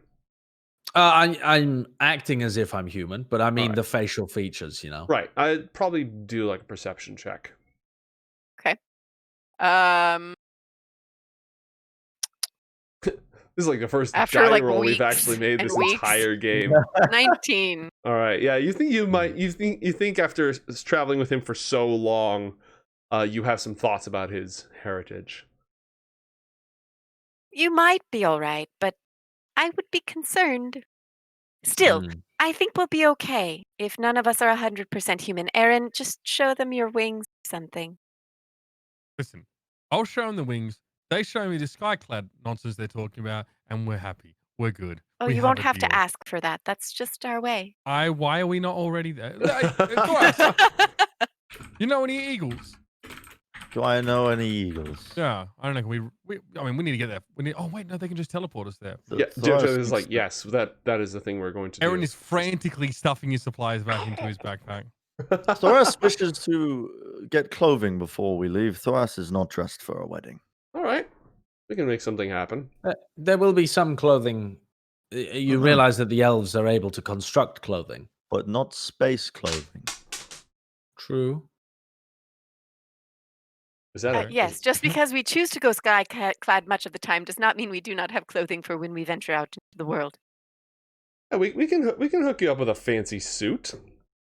Thoras is going to, on the first opportunity he gets, is going to go straight to whatever is perceived as a tailor Mhm. and say, "Make Thoras pretty for wedding." All right, it's a cloud of fireflies that fly around you, spinning, threads of otherworldly silk, so that it fits incredibly nicely. Doesn't chafe when you move. Wow. You have a set of noble clothes now in your Oh, inventory. you clean up God. nicely. Yeah. Eren would probably want to request some ceremonial armor, or at least ceremonial fittings for his current armor. Mm-hmm. I that mean, you've don't got the actually have to be Sky functional. Steel Terra Nimbus armor that's been refitted for you. That's already pretty fancy. We can throw some epaulets and stuff on it. Gussy it up a little, maybe a half cape. Yep, he'd be happy with that. All right. Nothing functional. Nothing would impact how it operates. Yeah. All form, no function. Easy. I get Bernie 2020 on the back. Go ahead and add a set of noble clothes to your inventory. Alan is just going to rely on his disguise spells to be Mhm. able to conceal what he's actually wearing and appear as if he's wearing noble clothes when he gets to the wedding. Perfect. You'll fit Lysha right in. thinks her robe is enough. I mean, Yeah, you're the pretty fancy. local. And also, she's representing her people, and she just said they're all sky-clad, so she might go sky-clad with a robe. All right. Does anybody have anything else they wish to attend to before you descend to the world below? Are there any beasts or trees? Is there anything that would be recognized as living in the Court of Stars, Yes. other than the sentient life? Yes. What kind of stuff? Oh, trees of glass with, branches that catch light and reflect it for 7 days afterwards. A bunch of fireflies that may or may not be sentient. Grass that, sort of rings like bells when you walk on it. Okay. Fancy stuff. All right. Okay. That we'll be fine then. I'm not gonna fuck with the quarter stars too much. I know, Alan. I know what Mhm. would be in line with you and your gift giving. Just Mm? promise them your firstborn child, because you won't care about it. Thank Oh, you, wait. Lysha. Perhaps I shall give care them. about it. Who the hell's going to have a child with him? That's precisely my point. These are fairies. They do take that. They take those. Well, perhaps I Yep. shall give them your name, Lysha. That Can't would give be a something fitting that gift. isn't yours. that is how the I- logic checks out, actually. I can give the knowledge of your name. So the thing about Can't I? mortals is that a mortal's name is only valuable if they give it up. It's not like a sovereign or an infernal or anything like that. Because mortals are these self-realized beings instead of the incarnations of cosmic concepts, so it doesn't quite work the same. I see. Now, if you, I could kill you, inhabit your shadow, and then give them your name. yes, you could. That Wait, checks what? out. That sounds like you. You could try. Mm. Inhabit your shadow. Well, what? Sorry. What did you just say? Inhabit your shadow? Something I picked up along the way. Okay. Sounds I don't think he ominous. likes me. I'm beginning to pick up on that. Time, friends, hearken to me. Thee unto me. There's no time to be wasting. The world could literally end if we don't seek out these relics. Everything is at stake. Every moment, think of all the people that we've crossed paths with, the villages, the trees, the mountains. This is all at stake if we don't get the fuck out of the quarter stars right now and go there. Well then, let us find some sky-clad booty. I think you see to the heart of the matter, Alan. Thoras needs a gift. We can find you a gift. I assure you. You have a month until the wedding, and there are beasts and monsters and dragons that dwell within the forests. Thoras, there's anything you could want to find in the forest except for clothes. I guarantee you'll find a gift. Oh, there are clothes. Let us go to the forest. All right. Burn the clothes. Oh no, that's not funny. My homeland is already burning. Oh, sorry. It was a figure of speech, if you will. How much time does everybody have? How much later do you want to go tonight? Because I would say we have time to gather our things. I suppose we all presumably carry like luggage and stuff. Yeah, I can go till about 10 probably, but I'd want to be done before around then if possible. Yeah, sorry, I meant out of character. It's a question of are we looking at like 20 minutes, wrap it up, or go for an hour? I mean, what, say 30, right? We have till 10? Yep. All right. But I need a quick 10 one. Please, now's a good time. I ordered food at the start of this campaign. Not at the start of the campaign, but at the well, technically, I guess the start of this campaign because it's Act 4. But fair. Anyway, I ordered it at the start of the stream, and it's still not here. And it was a $8 burrito from Chipotle. Oh my god! And it's just been perpetually wrapping up, whatever that means. It hasn't stopped. Do they have like 5 tortillas on that motherfucker? Just I don't know, but it's now. It's been almost 2 hours, and it's just stuck. What do I do? You've eaten enough Chipotle, that'll happen. Have you called them, or can you call them? I sent a message, and they just haven't responded. Feels bad. Yeah, I don't know. Chat had a question about the calendar. We're working on like an actual year-by-year months and stuff calendar. That's a work in progress. I posted a link to the timeline. We are currently in the year 7344 from basically the creation of everything. So that's on there. I'm going to create an army of animals. That's what you're going to do in the month? Mm-hmm.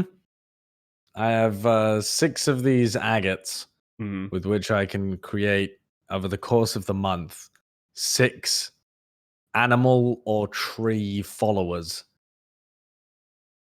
Just imagine you show up with your posse, you strike, like you play a chord on your lute, and then all these 6 trees all join in. Yep, and they are... What is the strongest inanimate object you could imbue with life? I'm not really sure. I mean, like probably a tree or something. It says your GM. I don't know why it says GM rather than DM. Is GM just game master? Yeah, it's for generic systems. Right. Chooses statistics appropriate for the awakened plant or beast. Mm-hmm. So Huge or smaller? yeah. So beast huge or is like plant? huge is a big tree, right? Right. Well, I mean, any tree is probably just going to use the awakened tree stats, which I can actually. How big is huge? I mean, what animals are huge? All right. Is a bear huge? No, It's I just think large, bear's isn't it? medium or large. So let me give you like a quick example. If you're looking at the battle map, you are all medium. Eren Vol is now large. Mm. Am I large? Why is Thoras Eren is Vol now large? huge. Just by way of demonstration. Oh shit! see. So is the rock huge? The rock might have been bigger than huge.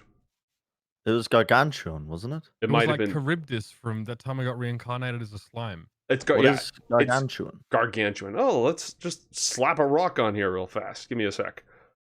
All right, buddy. What are we looking This at is here? why. This is why Thoras wanted to fight it. Oh, there are boss monsters in the Elven Woods. Trust me. You guys want to fight a dragon? We can fight a dragon. That Okay. very doable. There are big, bad, scary things out here. Is that the actual size of a rock? Told you, Thoras. There are things bigger than the rock. Is it huge or is it gargantuan? It's gargantuan. Oh Jesus Christ! I also don't think it's a beast. I think it's technically a monstrosity. Oh, So I let mean, me. the giant was literally riding it into battle. Yes. Yeah. So this is an yeah, that'd be awakened pretty tree. sick if I just got a rock as a pet. So an awakened tree is huge. Right. This is it right here. Oh my god. Yeah. Holy balls. And I can actually give me a sec. I'll just sort this out, and right before we continue, I can put it in your journal so you can see its stats. Give me a sec. Boom. There we go. All right, riddle me this. I actually had a scene where someone was going to ask you in your dream sequence, and I forgot about it. Is it one? Do you want it to be one L or two L's? Me? Yes. Alan? Yes. Yeah, 2 L's. Okay, great, good. Then I'm not getting that wrong. Excellent. It's wrong in roll 20 then. It is wrong in Is roll it? 20, but I didn't set that one up. That one's not my Oh fault. yeah, that was me. I wonder if I can sort by beasts. I'm just looking up like like an elephant is considered a huge beast, Mm-hmm. and a giant ape, a giant snake, a giant elk. Lions and tigers and Yeah, shit. so for they're context, all when I turn large. into a giant wolf spider with the word giant in the name, I'm only like 5 feet big. Well, I mean, that's a big fucking spider. It's all relative. Yeah. True. Dude, gargantuan's massive, man. Yeah, it's the. I think there might be a colossal size still in the game, but gargantuan is, generally speaking, you're having a bad time. Like huge is problems enough. What the? Okay. What the A Tyrannosaurus Rex is considered a huge beast. yes. Yeah, gargantuan is, well, gargantuan. You can find a T-Rex. You're not going to find them in the Huldra Woods, but they're out there. Yeah, T-Rexes are in this universe. Oh yeah. They're in the dungeon. They're in the monster manual. They're out there somewhere. Like Excellent. you guys have mostly been hanging out in, ye old fantasy Europe, which is the Northern Kingdoms. And Monkarok is sort of a tableau of the Mediterranean plus some like Mongolian steppe lands mixed around in there. But there's all sorts of different places all over the world that are way outside the parameter of our current adventure. Including prehistoric, apparently. They're only prehistoric because a meteor killed them. Didn't happen. Never happened. The Earth is only 5,000 years old, don't you know? Silent City. Those fossils were placed there by Satan to confuse us. No. What you're saying is dragons are dinosaurs. Carbon dating is all in your head. All right. Where would you like? Your homeland. Dear Tarith can drop you on the world below right in the middle of Golden Roots, the temple where you studied and were raised for years and years, or he can put you somewhere else in the territory. Where would you like to go?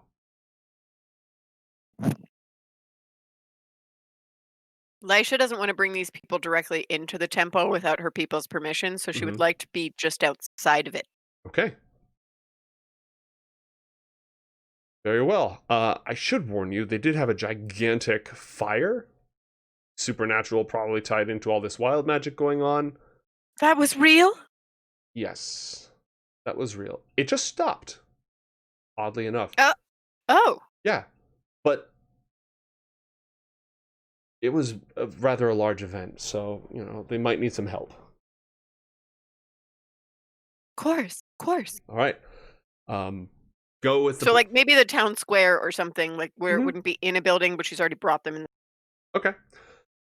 Well, then go with the blessings of the Celestial Court. Ooh, you all get a bless spell for the next day. Oh, is that a condition or?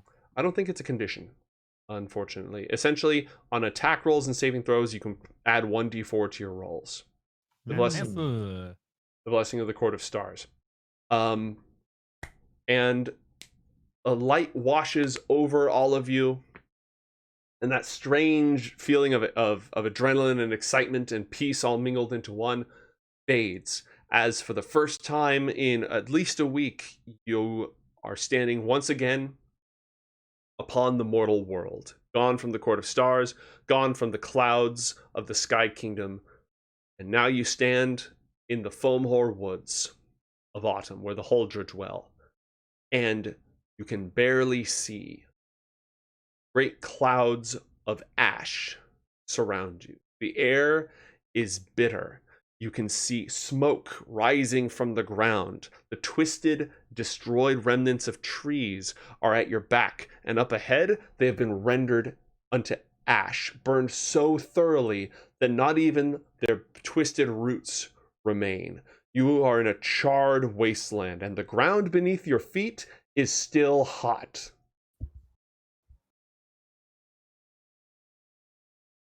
Oh shit! No. And it's like this as far as you can see.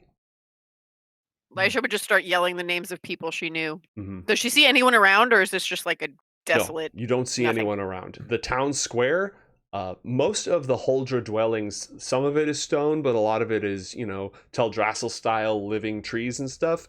Burnt, toasted, gone, cracked. The stones themselves cracked from the heats. I think we picked the wrong place to go, Lysha. This does not look like a town. Lysha is ignoring you and just running from like what would have been a house to what would have been a house, looking for the people she knew. I find that Thoras finds that in times like this, comedy is necessary. I'm worried about my suit. Thoras is worried about his wedding suit. There's ash. That's a good point. Laugh with me. Tears are beginning to stream down Lysha's face, cutting through like ash that's settling on her skin. Eren is just sweating like crazy in his armor. He's had to rip his helmet off, and he's panting right now. Yeah. Sees Lysha freaking out. Allan, Will Thoras be able to track any footsteps? Sorry, Eren, go ahead. No, you're fine. You're fine. We're gonna. Yeah, you can roll survival to track through the footsteps and see if you can find any. Allan, what are you doing now that you've landed here? Alika's just sort of staring around at the destruction. You said that we were on the edge of it, right? Yeah, in the town square of what was once a great living forest of a city. Can we see any areas that aren't burnt to shit? No.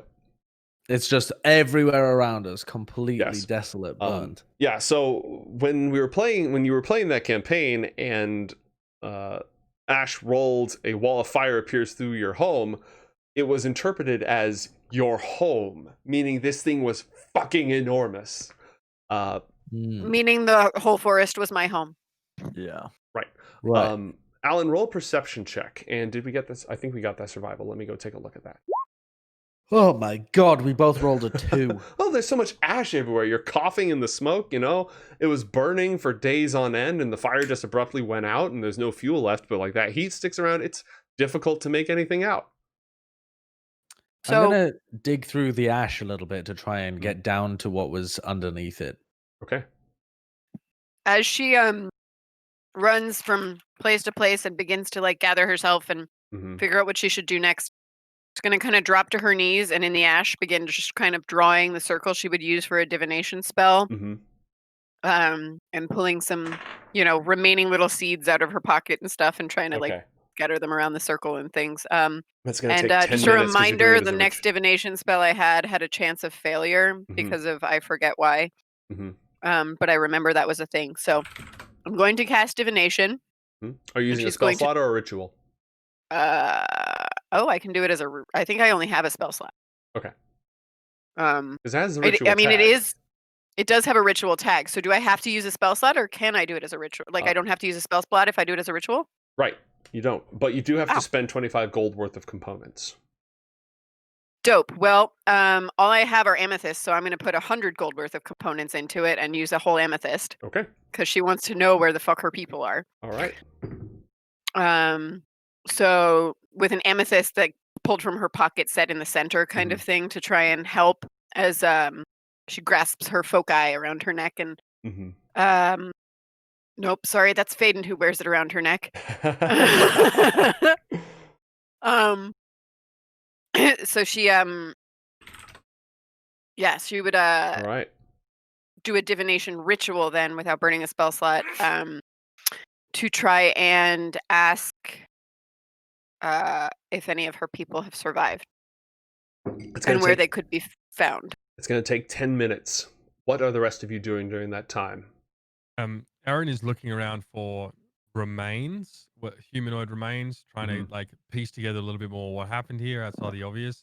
Also, I think maybe I mean, he's going to just try and see, if there's any end to this wasteland, if he can see anything in the distance, or try and orient themselves a little bit. Okay. Yeah. There are not necessarily survival, just There's some things you could climb, like farther away from the epicenter. There are some ashed out hulks and husks you could try to climb. Might be a little dangerous, but if you give me an athletics check followed by a perception check, you can scan around and see if you can find anything. Yeah, I think that would probably what Eren would do. All right, roll athletics, and then roll perception. Fuck. Don't worry about perception. Nice. Don't worry about perception. It crumbles beneath you. You fall just as you're reaching up near the top, and you take 7 points of damage. Very cool. Thoras, are you doing anything? Well, he tried to find footprints but couldn't. And he's just seen Eren try and climb a tree, right? A burnt out husk and fall. It was so like the tree that was here before was massive. It had a trunk diameter of at least 50 feet, and parts of the outer charged stump were left over. He tried to climb that and it crumbled as he climbed it. Well, Thoras finds that funny and also a challenge at the same time. So Thoras will try and climb something quite similar to it to succeed where he didn't. Yeah, Eren's just going to roll around, have great difficulty getting up because the ground is has a little bit less. I rolled another 2. Roll 1d4 for the blessing of the Celestial Court.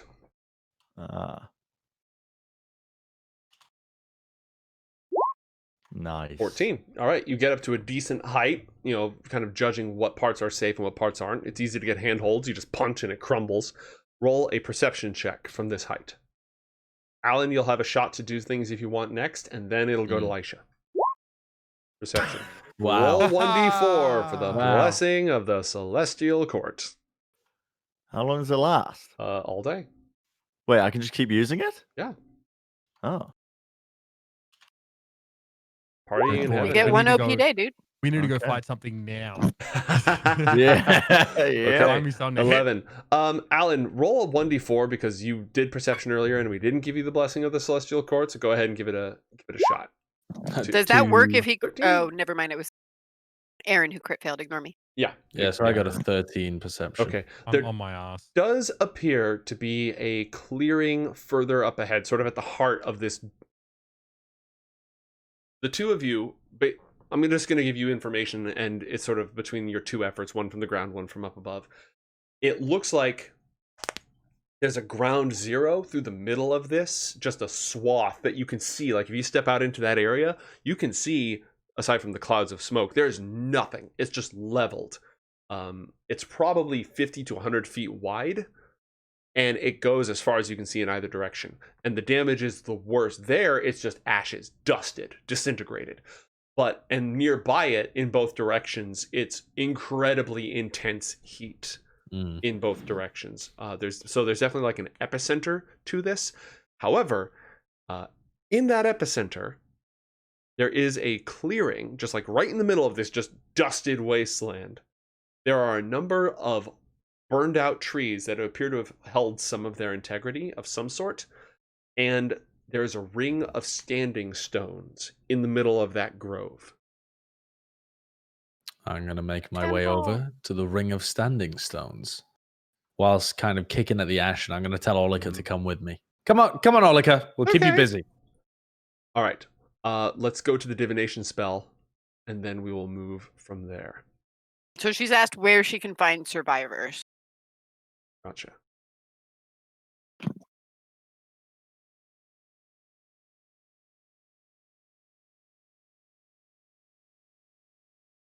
Those who lived fled. Those who fled return.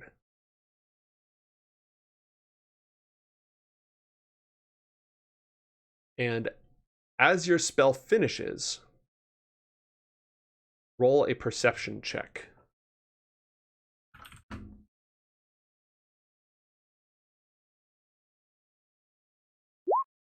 Natty. Nat 20, baby. Nice. Okay.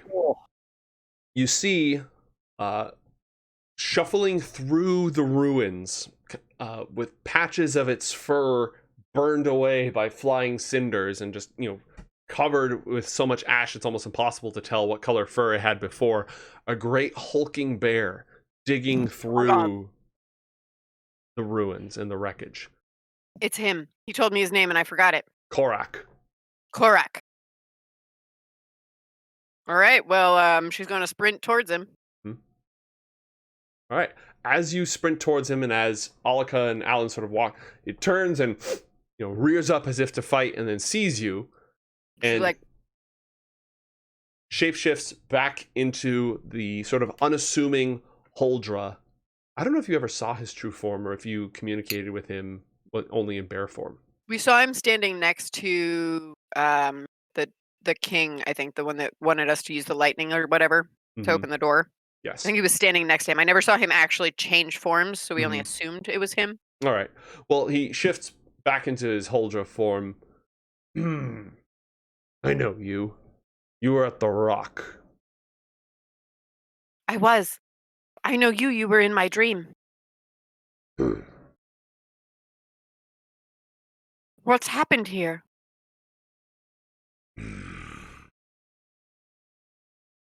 It happened the same day that we met. I could see it all the way from the sides of the rock. A wall of flame reaching up all the way across the woods. Massive. Does the queen yet live? The queen survives. The archdruid is gone. Oh, oh, no.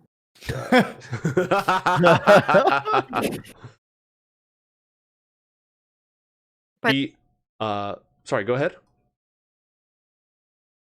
How many of our people yet live? Those who were caught when it first appeared, many have fallen. We have not counted the dead. The others fled swiftly. Many are lost, but many yet live. Then all hope is not lost. I need your help. The What can fire I do? is not yet gone.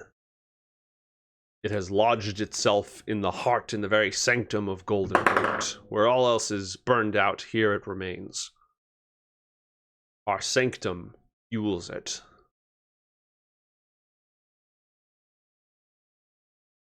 How can we stop it? I need your skills and your arts. I can't do it alone. Come. And he notices Thoras and Eren still What's up, trundling bro? up. What's good, my G?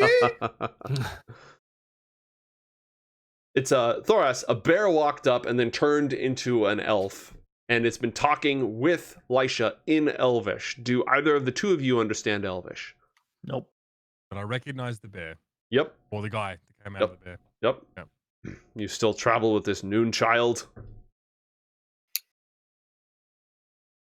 He's only half a noon child. He's also a star child. Not bad. Okay, I don't really know how either of those things, what they are, but you were a bear and now you're not. So, I mean... That was in Elvish. I don't know anything you're saying, but you were a bear, now you're not. All right. Oh, yes. I remember you. Thanks for your help back at the Rock. So, nice place you got here, Did he help you at the rock? didn't he? Yeah, He let us Yeah. pass. Yeah, when I tried to speak with animals and he wasn't an animal and laughed at me. Mm. I think he then gave let us you through. a vouch, but that was about it. Yeah. And He didn't He wasn't actively much help us, but he didn't actively hinder us either. Mhm. Gotcha. So I feel like I'd be a little bit silly to ask what happened here, but are there any of you left apart from you? Not here. Deeper in. Let us follow Klorak. She'd say his name, which he never gave her except in her dreams, so don't know what that reaction would be.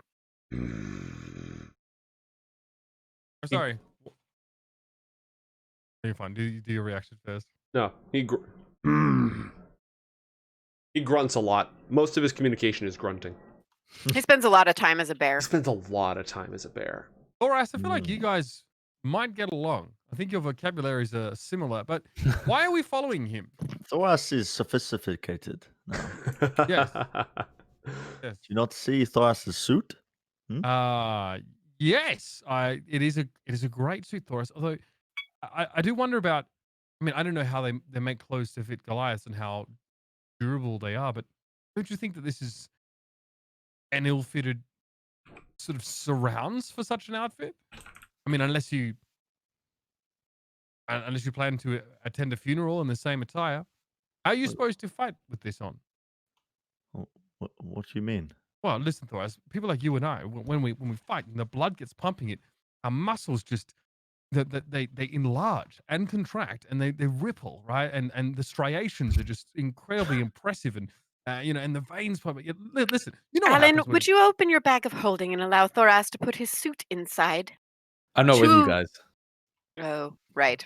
Damn. My suit will fit my body however I need it to. And then I'm going to flex as hard as humanly possible.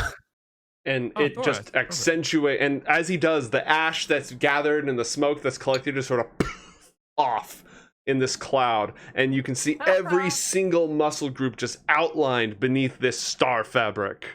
I really should have asked for that model. Well, okay. Oh yes. Why are we following the bear? Well, give the dungeon Ah. master just a moment. Either you or your fellow. Thoras does not know who this bear is. Thoras still does not have gift. Oh well, I'm sure the fairies would appreciate a vial of, I don't know, ash maybe. That's all there really is here, Thoras. So unless we go somewhere else, this is what you're going to be giving them. Unless you plan to give them one of your rousing pre-battle speeches before they come at you with all their odds and ends. and Eren, I spiky assure you weapons. there will be many difficulties to overcome, and he can dedicate many a deed. Right now, I need to know. And she just follows All right. the As druid. you walk forward, Allan and Alika have already proceeded. At the heart, again, of this wasteland of ash that has been basically pulverized, disintegrated. All that remains is this grove of burnt-out trees and a ring of standing stones at their center. Allan, as you and Alika walk forward, you can feel the heat increasing. There's a shrine ahead of you, a sacred place, stones inlaid in the ground. There's a few stone rings around the sides of it, and the stones have cracked and been blackened, but some power preserved them. They're not yet annihilated. And at the center of this ring of stones, there's one great menhir, just a really big rock, standing up there. And the air inside this ring is rippling with heat. I'm gonna put my hand near the outside of the ring to test how hot it is. I mean, does this seem like it would burn me heavily if I went inside? Your boots would catch on fire, not immediately. But right, but it would be a bad idea. It'd be like walking into an oven. Yeah.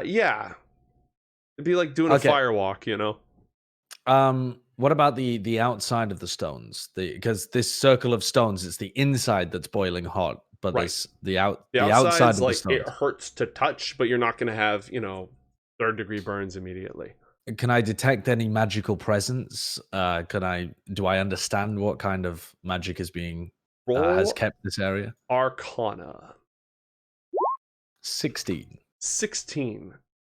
Okay.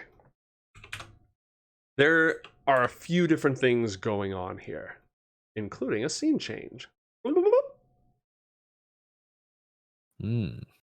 my. Oh. God damn. Which of your avatars would you like to be using right now, Eren? Because I accidentally pulled the other one over.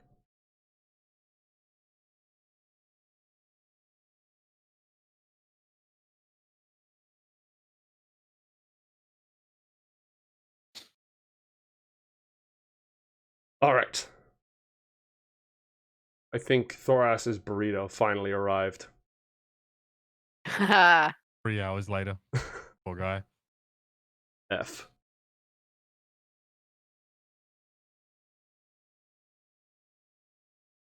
Okay. So, with your knowledge of magic, this site is built on a confluence of ley lines that run through it. Where the hell are we? You are approaching the sacred circle in the middle of the Ashen Wasteland. This site is built on a confluence of ley lines. Of the types of magic present, fire is not supposed to be one of them. This is not supposed to be a ley line of elemental fire. However, there is a massive amount of fire magic caught inside the circle itself. This reminds me of something from another life. Okay. Yeah, roll 1d4. You still have, the blessing of the Court of Stars. 18. Okay. So there is fire magic caught within it. It is not supposed to be here. It is unstable and dangerous. And you also notice that the circles, these stone circles, is that showing up? Let me do this. There we go. The stone circles, actually, I just have to change layers. These stone circles around the edge are also enchanted. This is sort of a fairy crossing. So these have a link to the other world of some kind. That is what you have determined so far. Okay. I'm gonna attempt to piss about a little bit with my magic and see if I can make any difference to the circle. Okay. So I'm gonna try and cast Dispel Magic on it. Okay. So any spell of 3rd level or lower on the target ends. For every spell of 4th level or higher, you make an ability check. All right. Well, it's not level 3 or lower, so roll a charisma check, an unmodified charisma check, except that you get plus 1d4 for the blessing of the Court of Stars. Speaking of which, let me go bring that nice card that you had over here. 22. Let me roll my 1d4 Holy as well. crap. Yep. So that's a 26 unmodified charisma crap. check. I wish I'd prepared more material. That problem's solved. I'm kidding. All right. You, with a very keen understanding of the way that the magic is stuck here, you think you've got a really good way to just pull that arcane string and release it in a way that won't blow you up, right? It's obviously not going to explode into your face, but you are going to be able to release it. And as you do so, the central pillar erupts with fire, and all of the side pillars spew out tons and tons of little flaming little motes of blue light. And it just the aura of fire magic fades, immediately gone. So I'm gonna get rid of this thing.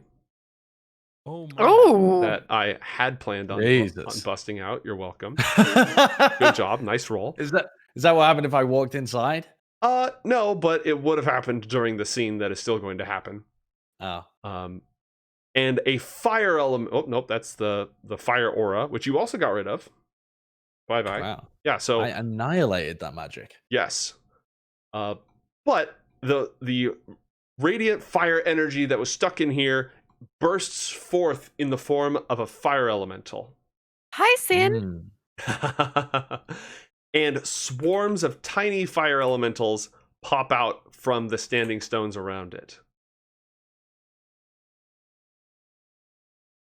Wonderful. And I'm going to in look at them front- warily. In front of the stones, something pulls itself from the ash. The fire rushes into a silhouette sort of lying on the ground, just the faint outline of somebody, some corpse annihilated by the flames.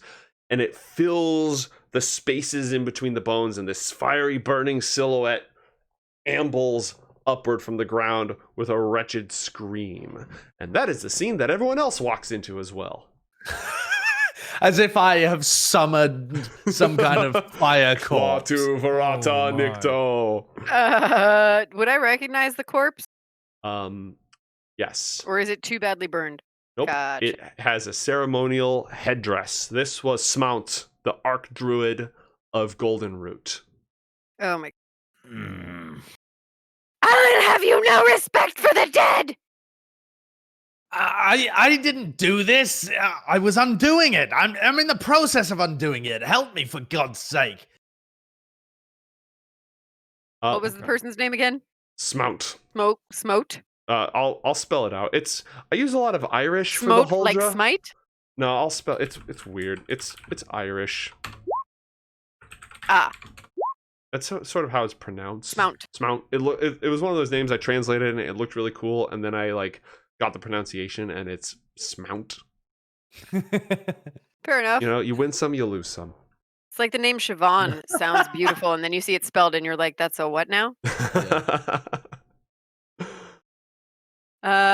Let's go around. Smount, no. Wait, you know this? Well, you knew this? Jesus I knew Christ. the one, not the elementals. That was the head of our. I can't. Okay, keep it together. Keep it together. Yeah, I don't know whether we're going to be able to save him, but at least we can save ourselves. Thoras Does has it- found his gift. Thoras has found his gift. What do you mean? Oh, Jesus. You will not Okay. give the head of my clan as a gift. All right. Well, So the elementals are looking for flesh, for things to burn, and everything here has been burned except you. A lot of you. So here's how we're going to do this. We're going to roll for initiative. You don't have to take hostile actions. You don't have to fight. Even if fighting breaks out, you can do, non-fighting things. You can attempt to interact and reason, but we're doing it in initiative order. All right, and don't forget to click on your token and then do it. That's fine. I got you I did manually. forget. I got you manually. All is well. Yeah, that result, I had a you bunch have- of like terrain features in place and Ooh. all sorts of. Ooh, gnarly. You do get advantage on those, don't you? Yep. Good thing I have a better initiative modifier. Just kidding. You try Whoopsie. and reason with the dead body of Schmote. So, Eren is trying to assess the situation. There are 4 fire elementals, small ones, 1 large one, and then what appears to be a Like a fire Those- revenant sort of thing. right. You know, Schmote is quite a fitting name because he's looking quite Pretty smoldery right now. Dreadful. Wrong one. All right, I'm gonna roll all of mine in. Boop.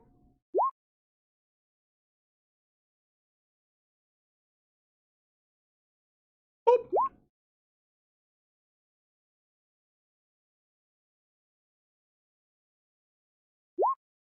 And Korak.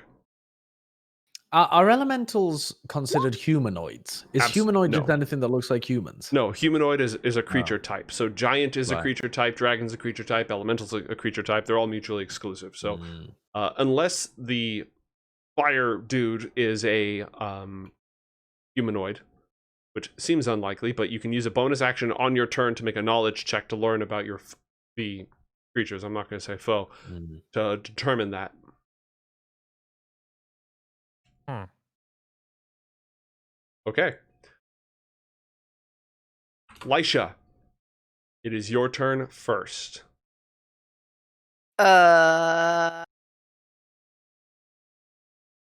Okay. Okay. Okay. Okay. Shit, no, that's a spell. God damn it, I can't do that instantaneously. Okay. Just kidding. There goes that plan. So where is the corpse? The corpse is being inhabited by a body. The By body is fire. being Yes. right. This is the ashen ghost, the fire geist of Smount the Archdruid. Mm. So presumably the language of elementals is primordial. Would I know Yes. that? Yes, you would. Given how many times you've Um, talked with the Sovereign of Fire himself, yes. Yes. So, as much as I would love to be a canon right now, that's not what she would do in character. So, on the way over here, the druid didn't tell her anything about what to expect or what he needed her help with? No, all he knew is that the fire hadn't gone out. It was at the sanctum. It was burning. He hadn't made it that far. We didn't really Gotcha. have much else useful to say. So, stepping forward in primordial, kind of hands spread, she would ask the elementals what business they still had here and if they were responsible for the destruction of this land. Roll persuasion or intimidation. And we're going to call this a bonus action. Neither of those are things I'm good at, so let's try persuasion because intimidation's not in her nature. All right. Oh, that's not good. 12? Roll 1d4. Oh, plus 1d4. Yeah. Oh, that was 13. 13? Yay!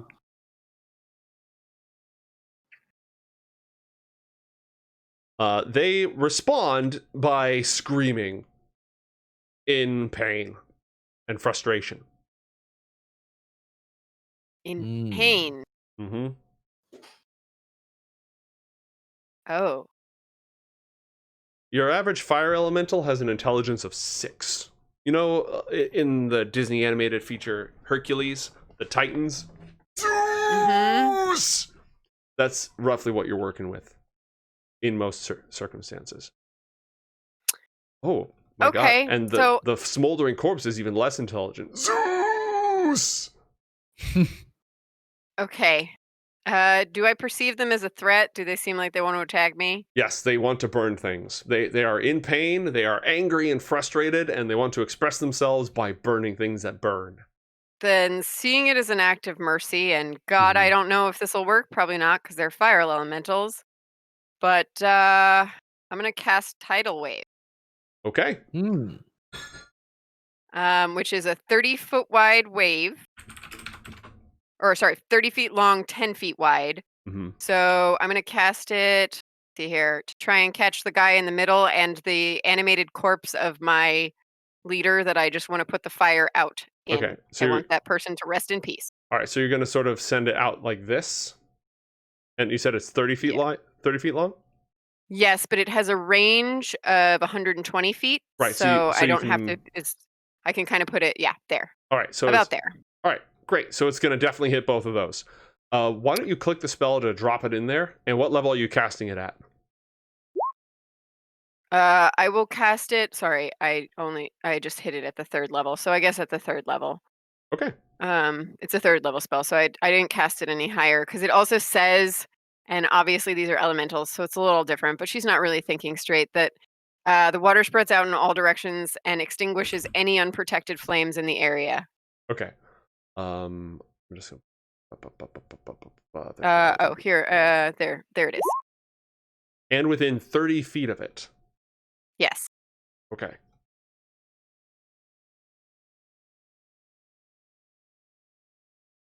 So just in the middle of this, now, by the way, a moment ago, this was essentially an area of fire magic, and your spell would have been completely nerfed.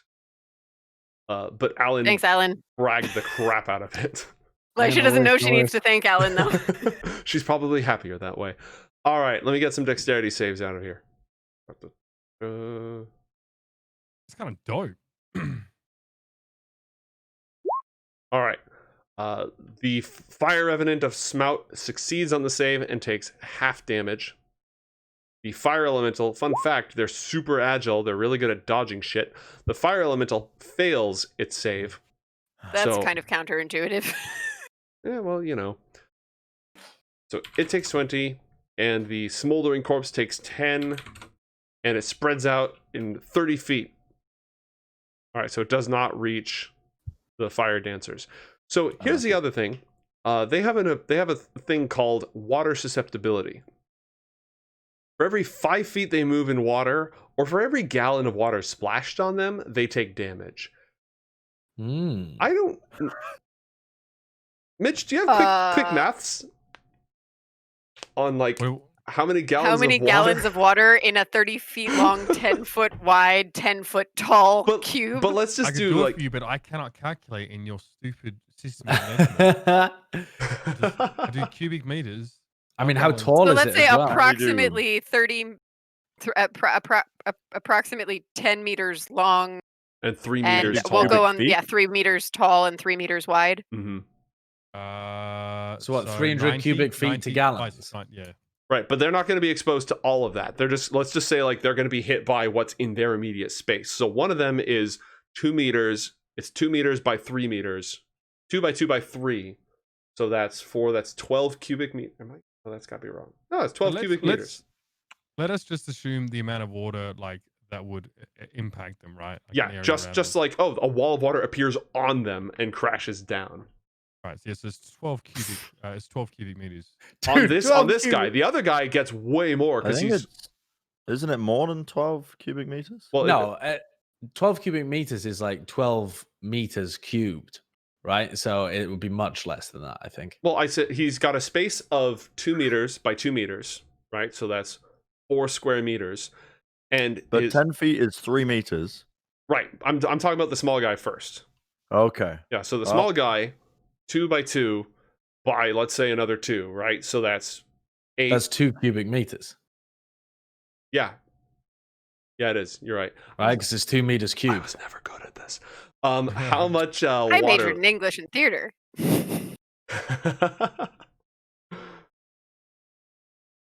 Apparently, 2 cubic meters to gallons is over 500 gallons. Yes. I Yeah. am inclined to say the Google. spell is not designed to work that way. So It says here's- it extinguishes any flames. Right. No, I'm not no selling this. I'm just not inflicting 1,500 points of cold damage on the monster. We're not doing that. We're just not doing that. Here's what we are doing. Roll 10d8 points of damage for the small one and 20d8 for the big one. Let's just do that and move on with our lives. Okay. How do I roll 10? /R space 10d8. Yeah, you used fucking hydro pump. And just, Oh my god. okay. 50. And how much for the other one?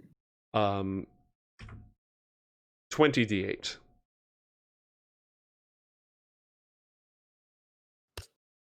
Well, good fight, guys. You got him. And 74. Pack it up. That's monstrous.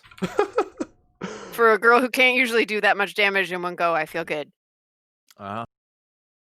Okay, well, there's this huge gushing cloud of steam as fire just smolders and gets annihilated, and it sort of hisses and burbles as it rushes over the water, and it washes away much of the ash and the smoke. I'm just going to make this visible so you can see the fact that you've basically nearly one-shotted these two bastards. Are they dead? No. Are they, like, their fire has just been absolutely reduced, and the fire elemental was this gigantic, burly, Ragnaros-looking motherfucker. Now it's just Calcifer on a bad day. He's like a Mushu, you know? Yeah, I like that voice.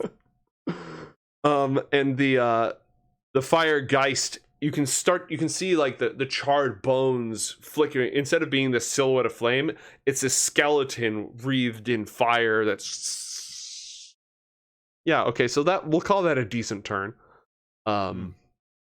Feel okay about it. Yeah. Thoras, it's your turn. Thoras' turn, huh? Mm-hmm. What's this distance looking like? Go ahead. You have movement, Lysha. Go ahead. Thank you. Cool. I'm done. All right. Thoras can't get there through normal means, so Oh, here we go again. it's lightning harness time.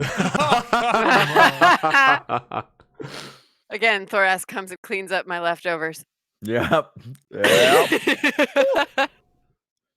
Thoras coming for that fire ass. I don't know where I was going with that, but he's going straight for it. All right. Ranged attack. Wait a second. Prepare to get yoked. Yeah.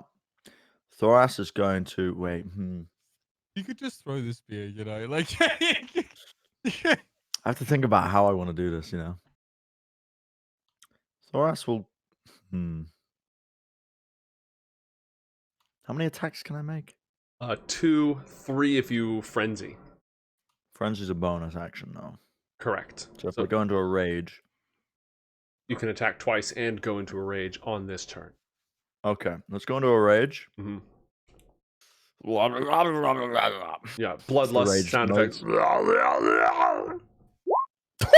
Oh wow. Oh my Natty God. baby. Oh! Well, I'm really glad that this is a roleplay focused night, because I'm not sure what I would have done if we'd started with never mind. this. Oh.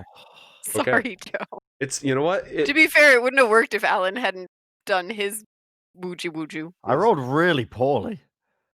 In What terms do you mean? of You just my- not 20? yeah, My his D6s. damage Oh. was awful. Was very bad. Yeah, I did really bad. Are you tied to the thing? Yeah. What's the lightning I'm damage? always on this? tied good. to it. Always good. Roll 4d6. Okay. Oh, and the no. Roll 8d6 to the motherfucker you just hit, because that was a critical hit and all damage. Who'd you throw it at? The fire, the big spooky boy. fire ghost, or the big guy in the back? The biggest one to try and place me Okay. here. Yeah, well, he's fucking dead. This lightning, it flies Hail. through him. It turns into a bolt of lightning, arcs through him. The spear embeds itself in the sacred stone in the middle, and just this sonic boom. And I just figured So out. Does Thoras hit the rock? Well, we're I'm getting behind to, it, actually, like- yes, we are going to have a Yeah, I saving was throw gonna for say, that I in a gotta take moment. damage, right? Roll 4d6 because I need to make the Firegeist roll a saving throw. And he's got a really good dexterity. Oh my god! Wow. These are not Wow. good damage rolls. Holy shit. Yeah. No, I know how to salvage this. I know how to salvage this. Okay, so he only takes 2 points of I don't lightning like damage. the sound of that. Mm. He takes 2 points of lightning damage. You take 3d10 points of damage from getting yeeted, but you entered a rage Okay. as your bonus action, so this will be divided into. Oh my god! You take 4 points of damage. Yes. Wow. And roll a dexterity saving throw to watch out for that tree. I get advantage on this What up for that tree? during combat because of my. Oh wait, that's It's a dexterity. Actually. So every Uh, time someone says actually, I think they're saying Ashley, and for a second I thought you were all making fun of me. Ashley walks up, frags the boss monster Is it? like down to 0 health, and everyone just starts, Ashley. I have danger sense, which is advantage on dex saving throws against effects that I can see. Yeah, well, you can But see I- that rock coming at you. I'll guarantee you that much. So You I get a saving throw. Yes, advantage? you can take advantage on your dexterity saving throw. Okay. 21. Not bad. You. God damn. All right. You're still going to take some of this, but it's divided in 4. So you take 4 more points of damage as you collide with it gently. You sort of like land. Yeah. And that was your. Oh my god! I've just realised. What? I've just realised, Joe. I got disadvantage from the Court of Stars, not advantage. Oh, well, everyone got the bless. You have. Did you- I? Yes, but you would have had disadvantage. It's too late. It's too late. Yeah. It's too late. We can't reverse this. Don't worry. I'll make it up to you. But you do have Jesus. disadvantage for the rest of this scene because of the celestial harmony act of God that was drawn earlier. Yeah, that's what I meant. Yeah. That's what I meant. No, the blessing is separate from the celestial harmony bone. Josh is a boon. cheater. Yeah, I cheated my way. It's all right. We'll fix it in a moment. Let me just look up the Javelin of Yikes. Lightning, and the Swarm of Fire Dancers is next, by the way. That's going to be actually a lot of fun. I have one more attack, I think. Right, I'm looking up the Javelin to see if using it is an action. Mm.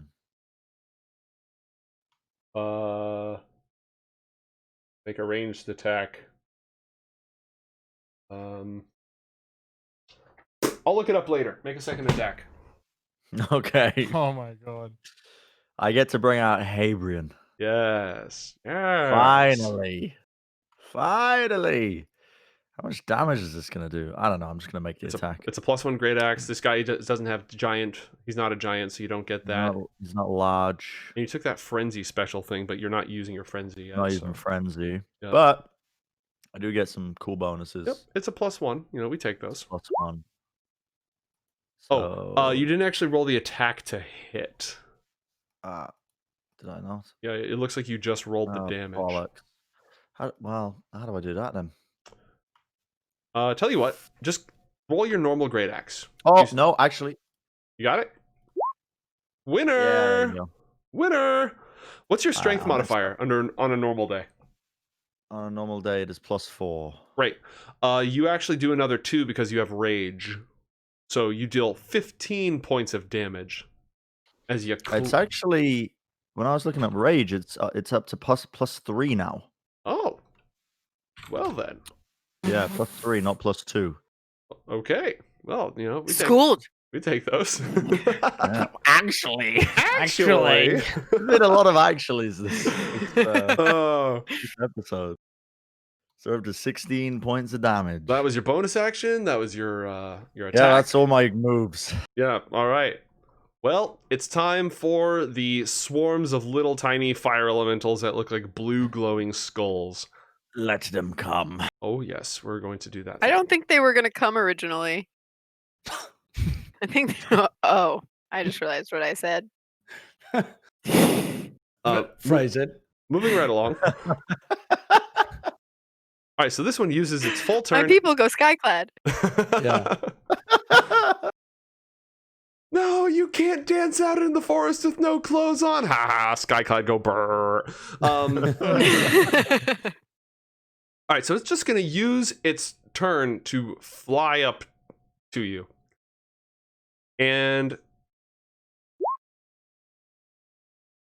it ends its turn on you, and it can't attack because it just moved. So you immediately take 1 point. Fuck me. You take 1 point of fire damage for occupying your space, and you are on fire. At the start of each of your turns, you will take 1d10 fire damage until somebody, you or someone else, uses their action to put you out. Shit. This one uses its whole movement. It just double moves, dashes right up to Lysha. You are now surrounded by tiny glowing blue skulls that are made of fire. You take 4 points of fire damage, and you are on fire. Ouch. They have not yet begun to eat your flesh, though they would very much like to. And this one, seeing that, the two of you are busy and otherwise occupied, the other two just fly forward as these swarms of cackling blue fire skulls. So they swoop forward, and, that's all they can do. Korak turns into a bear. Isn't that a bonus action? No, that's an action. That's all he knows. He's Circle of the Moon. Oh, it is a bonus action. Mm-hmm. Circle of the Moon OP, That's kind of dude. cool. Yep. I didn't pick Circle of the Moon because it wasn't in character, but it's super OP. I have one in another campaign, and it's Circle of the busted. Moon slaps. Dude, you can use 2 wild shapes to transform it into an elemental. Like, That's kinda what? sick. That's kind of crazy, actually. Yeah. And elementals, when they're not being, one shot by tidal waves, they're actually pretty boss. Usually, yeah. All right, he's a bear now, so he moves at 40 feet. He's going to move up, and he's just going to slap this guy. 12 to hit, which is not good enough. They're these tiny... He swaps, he swings. No joy. Eren, your turn. All right. Eren's turn. He's been waiting for this opportunity. I guess he's been able to watch how this fight's gone so far. He's been able to survey the battlefield, waiting for his time to strike. And he has a plan. So he's going to use a movement action to go to here. And then he's going to unzip his trousers and urinate. What? Sorry. He's going to unzip his trousers and urinate on the tree. Not that I want to take more damage, but out of curiosity, doesn't it say 5 times 1d10 damage? No. 5 is the average there. You Oh, can either take I the average see. or you can roll So- it. I appreciate your honesty. Okay, so you're gonna pee on the tree over He is, here. yeah. So, well, yes, because Eren's watching this. He's also the reason why he's standing here as well is so he can see if anything else happens. Mhm. So he can see something coming. He definitely feels like the rest of his team has stuff under control. They just got fucking tsunami. So he is going to go. He really had to pee, and he's just going to piss on the tree. Okay. I'm not even trolling. At this point, Eren can see the Thoras is engaged. He sees the fire dancers. Looks like his team can handle it. He's going to take a load off for a little bit and just keep an eye on things. Okay. So Attending to his you So I guess if I can, I don't know if I can ready an Thoras action in and I case are on something- fire. Yeah, you guys are fine. You just did 140 damage. It's fine. So can Eren ready some sort of action at least just to be aware if anything happens from the periphery of this fight? yeah, what would you do if something happened? Because that'd be a ready to action. You can roll a perception check to just scan, but if you ready an action, it says if X, then Y. I would say he would move towards it. Okay, if you see any trouble, you're gonna move towards it. Excellent. Okay. So as you find the convenient latch in your sky steel armor, and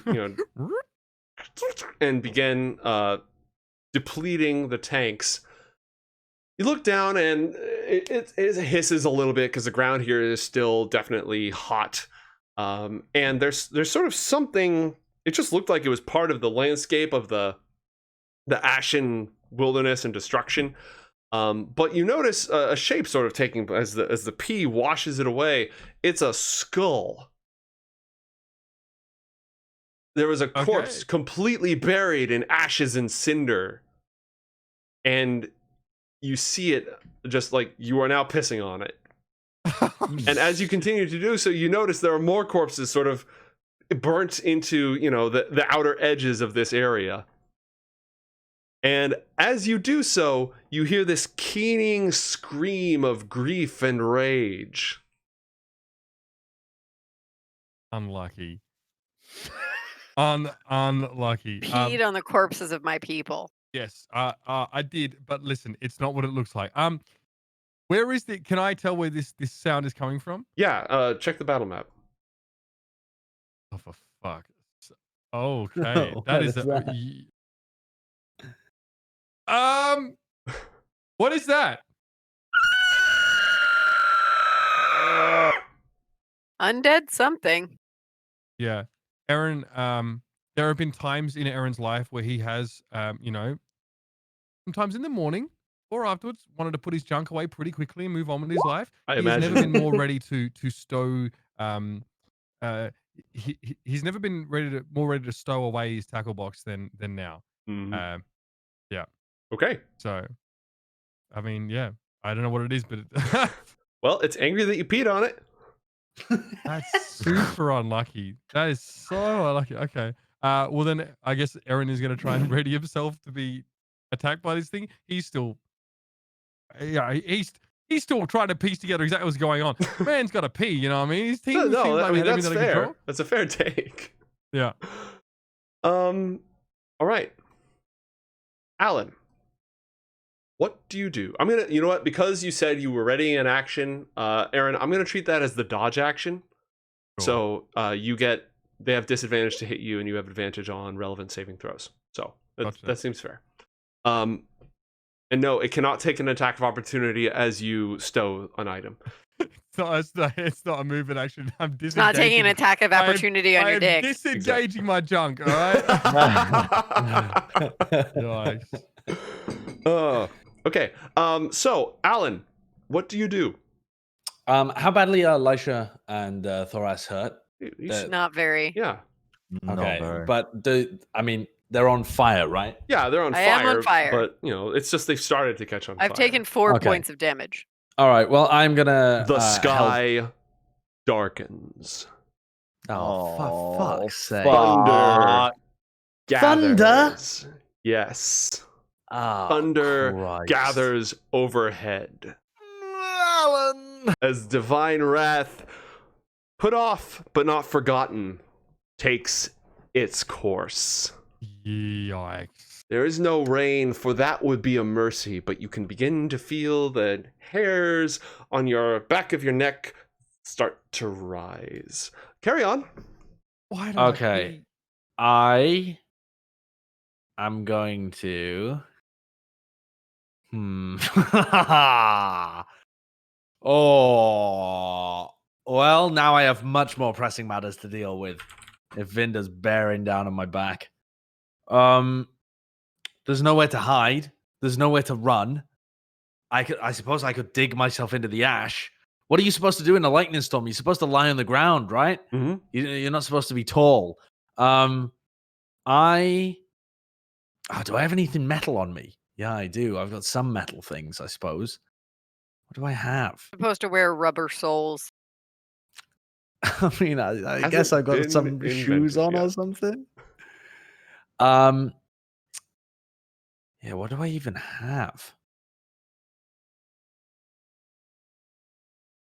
I don't have anything that I could use as some kind of lightning conductor, so that's that idea out of the window.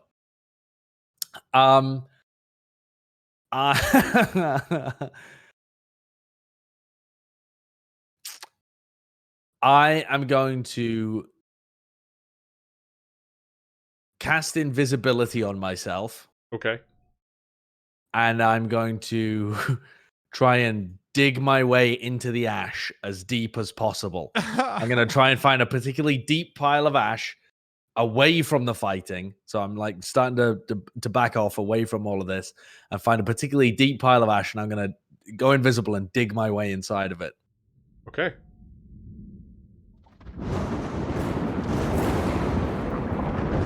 And try not to shiver in fear. Holy shit. Okay. You are basically you are invisible and you are essentially taking the dodge action. Please don't get smote. Yeah. Eren, your new best friend, Yep. the ghost of an elven maiden who once dwelt here. Her visage. I didn't know what they were into. They run around not wearing anything. Like, how was I supposed? Okay.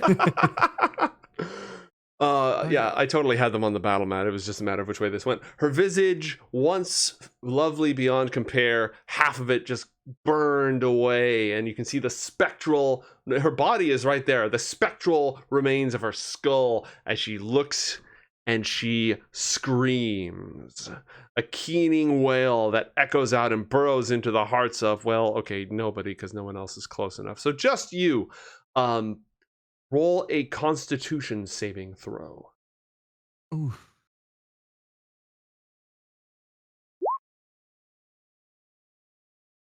$19.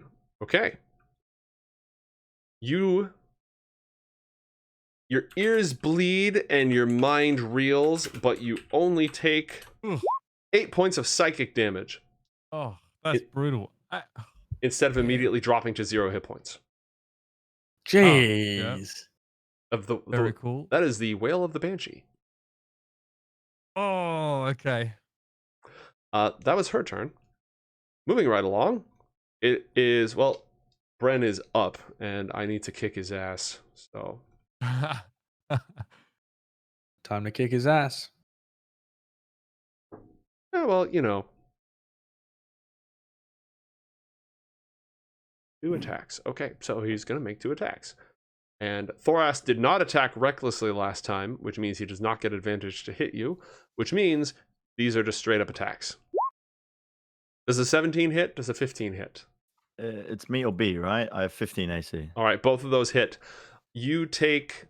Well, these are bludgeoning. Unlucky. Slightly weak. But he's going to use his special combustion touch attack. Roll a dexterity saving throw. With advantage? Yeah. I can see it. Yep, so. yep, nope, that counts. Actually. Well, actually. Good job you rolled with advantage. Yeah, lucky. Very lucky. All right, so you do... Oh, yeah. Detach your ears and throw them away, Eren, so you can't hear anymore. Not a bad idea. That's genius. Stick All in right. the bag of holding for now. Fucking... Wow, your damage rolls have been terrible tonight.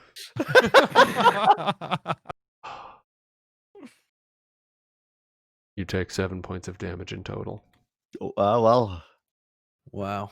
Okay, well, at least I have one thing to cheer me up. No.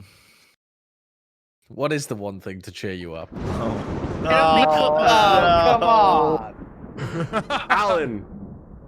Allan, be fucked. from above this mortal plane in the sky, somebody hurls a thunderbolt to the ground with your name on it. You get God damn it. because of your advantages from burrowing in and being invisible and stuff. You do get advantage on this dexterity saving throw. Okay. Oh my god, to dodge a thunderbolt. 26. Holy shit. Okay, you take 12 points of lightning damage. Wow, that again, those were all terrible rolls as well. I'm trying. I had this whole, Avenger's gonna start throwing lightning bolts. That'll show them. Oh boy, I'm sure that's gonna do something fucking productive. All right, Lysha, it's your turn. Guys, we're all fucked next game. Increases challenge rating by 7 just to account for it. Level 9 party, too powerful. Deploy okay. gods. Deploy gods. Oh dear. Well, since it worked so well last time, I am on fire. But it's not really fun if I just do it again, though, is it? How long is the distance between? Obviously, there's one on me, but I'm not going to cast it on myself. Mm-hmm. I'm willing to have Thoras knocked down to put him out. Mhm. So can I catch that this I can't ping. Why can't Make sure you're this using the clicker tool. Yep. that guy and the guys near Thoras? Well, let's find out. 10-foot wide wall. 10 foot wide, 30 feet. These two are long. occupying the same square. It would need to run basically like this. Yeah, you Go can hit them. diagonally. Yeah, that makes sense. Okay. So I'm gonna attempt to hit all those three and apologize to Thoras for getting him wet later. It's bludgeoning damage. He'll take half. It's okay. But it is magical. It is Um, magical bludgeoning damage, so he's going to take the full damage. He still gets a dex save. You stop with the Um, dexterity I'll- saving throw. I'll heal him. All for right, what that's go ahead worth. and roll it. He may not care. And I'm gonna cast it at third level again. It's tidal wave. All right, Let's send it. go. God almighty. Okay. Uh, Oh my god, these are swarms. oh no. Swarms are vulnerable to AoE attacks. Are they also vulnerable to cold or vulnerable to yeah, water? yeah. No, Water. they're elementals. They have that, Uh. that water vulnerability special feature. Okay, well, roll. Also, it They're puts out dead. fires, so you should no longer be on fire, Thoras. Yeah, we'll do Roll that. my dex saving throw with Yeah, advantage. go ahead. And Go ahead. succeed. Just go ahead and do that. You succeed. That's fine. That's fine. Bro, why do I feel like Joe is about to call down something else? Well, we have 10 minutes until we're ending, but then trust me, Oh. all week long, it's just gonna be like, all right, you sons of bitches. I still have tidal wave prepared. I'm sorry. That's fine. That's fine. You want to succeed, right? The players that you want to win. That's okay. Roll 10d8, please. I do want to succeed. Actually, roll 10d8. 20d8 because they're vulnerable. Oh no. 75. Okay, that's fine. That's 75 fine. damage. The spirit of Smount is just like cleansed by this. There are 5 water ones that in Five there. ones, whooshes. yeah. Oh no! Yeah. What a nightmare! That was below average. I'm gonna roll a saving throw for a dexterity. At least they have good dex saves. At least they have that much. Yeah. All right. Nice. So they both save on those. So they take half of that damage. So they only take 12 points of bludgeoning damage, and then 75 points of cold damage. Okay. Well, they get one more turn. That's fine. You didn't quite kill them. You just mostly killed them. That's okay. That's fine. It's fine. It's fine. It's fine. This is fine. And they can't Listen, be knocked my prone, main so- goal was to put Smount out Mhm. because you're desecrating the body of my former, I don't know, teacher / mentor / the person I looked up to. So No. I that's mean, extinguished. I feel better. your actions are entirely congruent, and I have no problem with them whatsoever. Joe's gonna kill me. Thoras, it's your turn. There's a like big, a there's few of swarming these. pile of skulls. Yeah, they're made of fire. There's no physical skull to them. It's just they chose to manifest as skulls for some reason. And they are Right. fucked up. Like most of them just got completely sizzled away. Their faces are melting away. Yeah, the swarm has been reduced to a fraction of its smaller size. Okay, I'm gonna attack it once. Hey, yep, that's fine. Go ahead. That's fine. Recklessly. Okay. So I have advantage. Well, that's attack number 1, and that is a max roll on both of my D12s. Where's mine? And you guys are shocked that Oh. I just whipped it out and went for a pee. Uh-huh. Like I'm that kid in the high school play who is a tree. I am a Bro, I'm the tree. How much the health tree was is it an on, important Joe? role. What? Tree can be replaced by How Three. much It had health was it 3 on? health. It had 3 hit points left. Yeah, I did what? A lot to it. 27 More than out of 3. 15. Yeah. Do you do like triple damage on a crit or something? Why are there so many I dice? now do an additional because I have brutal crits So you at do. level 9.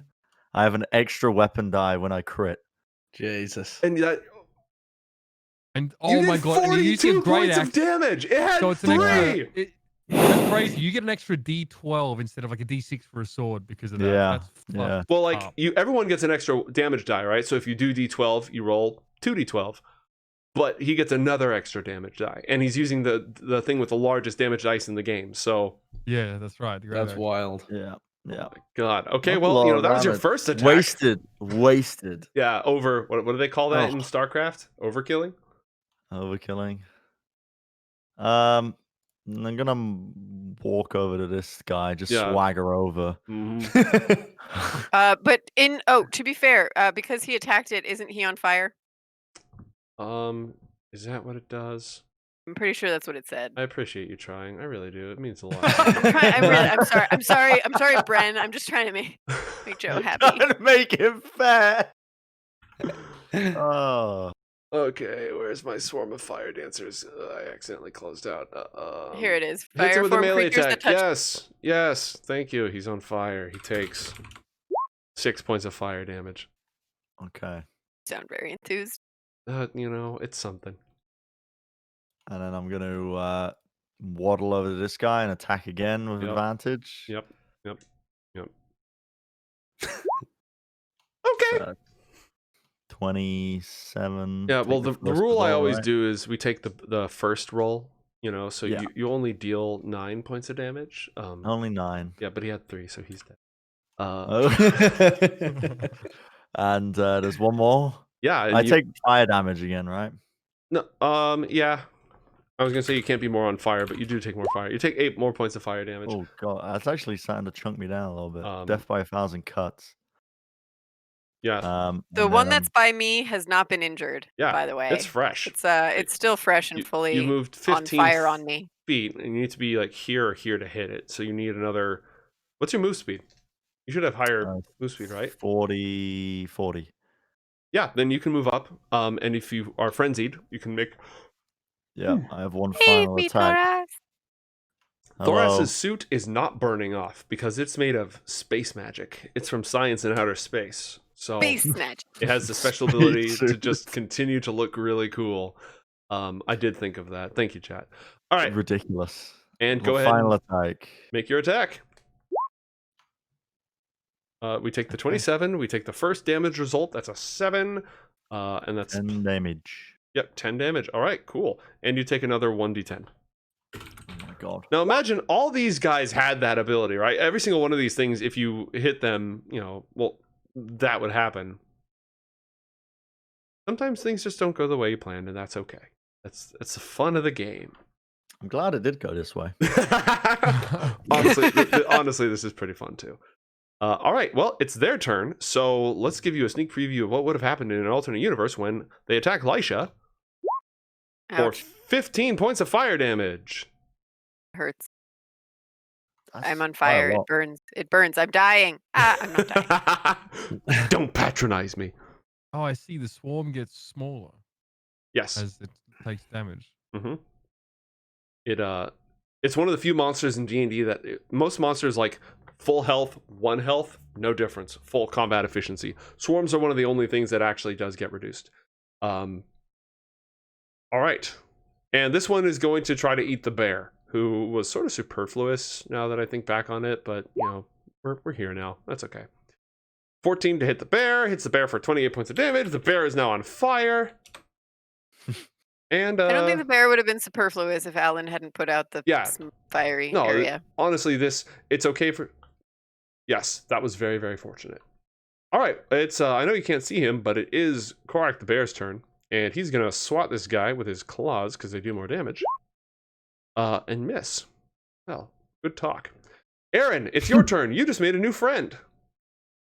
Yeah. All right. Well, let us get rid of this thing. Based on that whale, I assume is this an incorporeal creature? It is. Okay. Your sword is magical.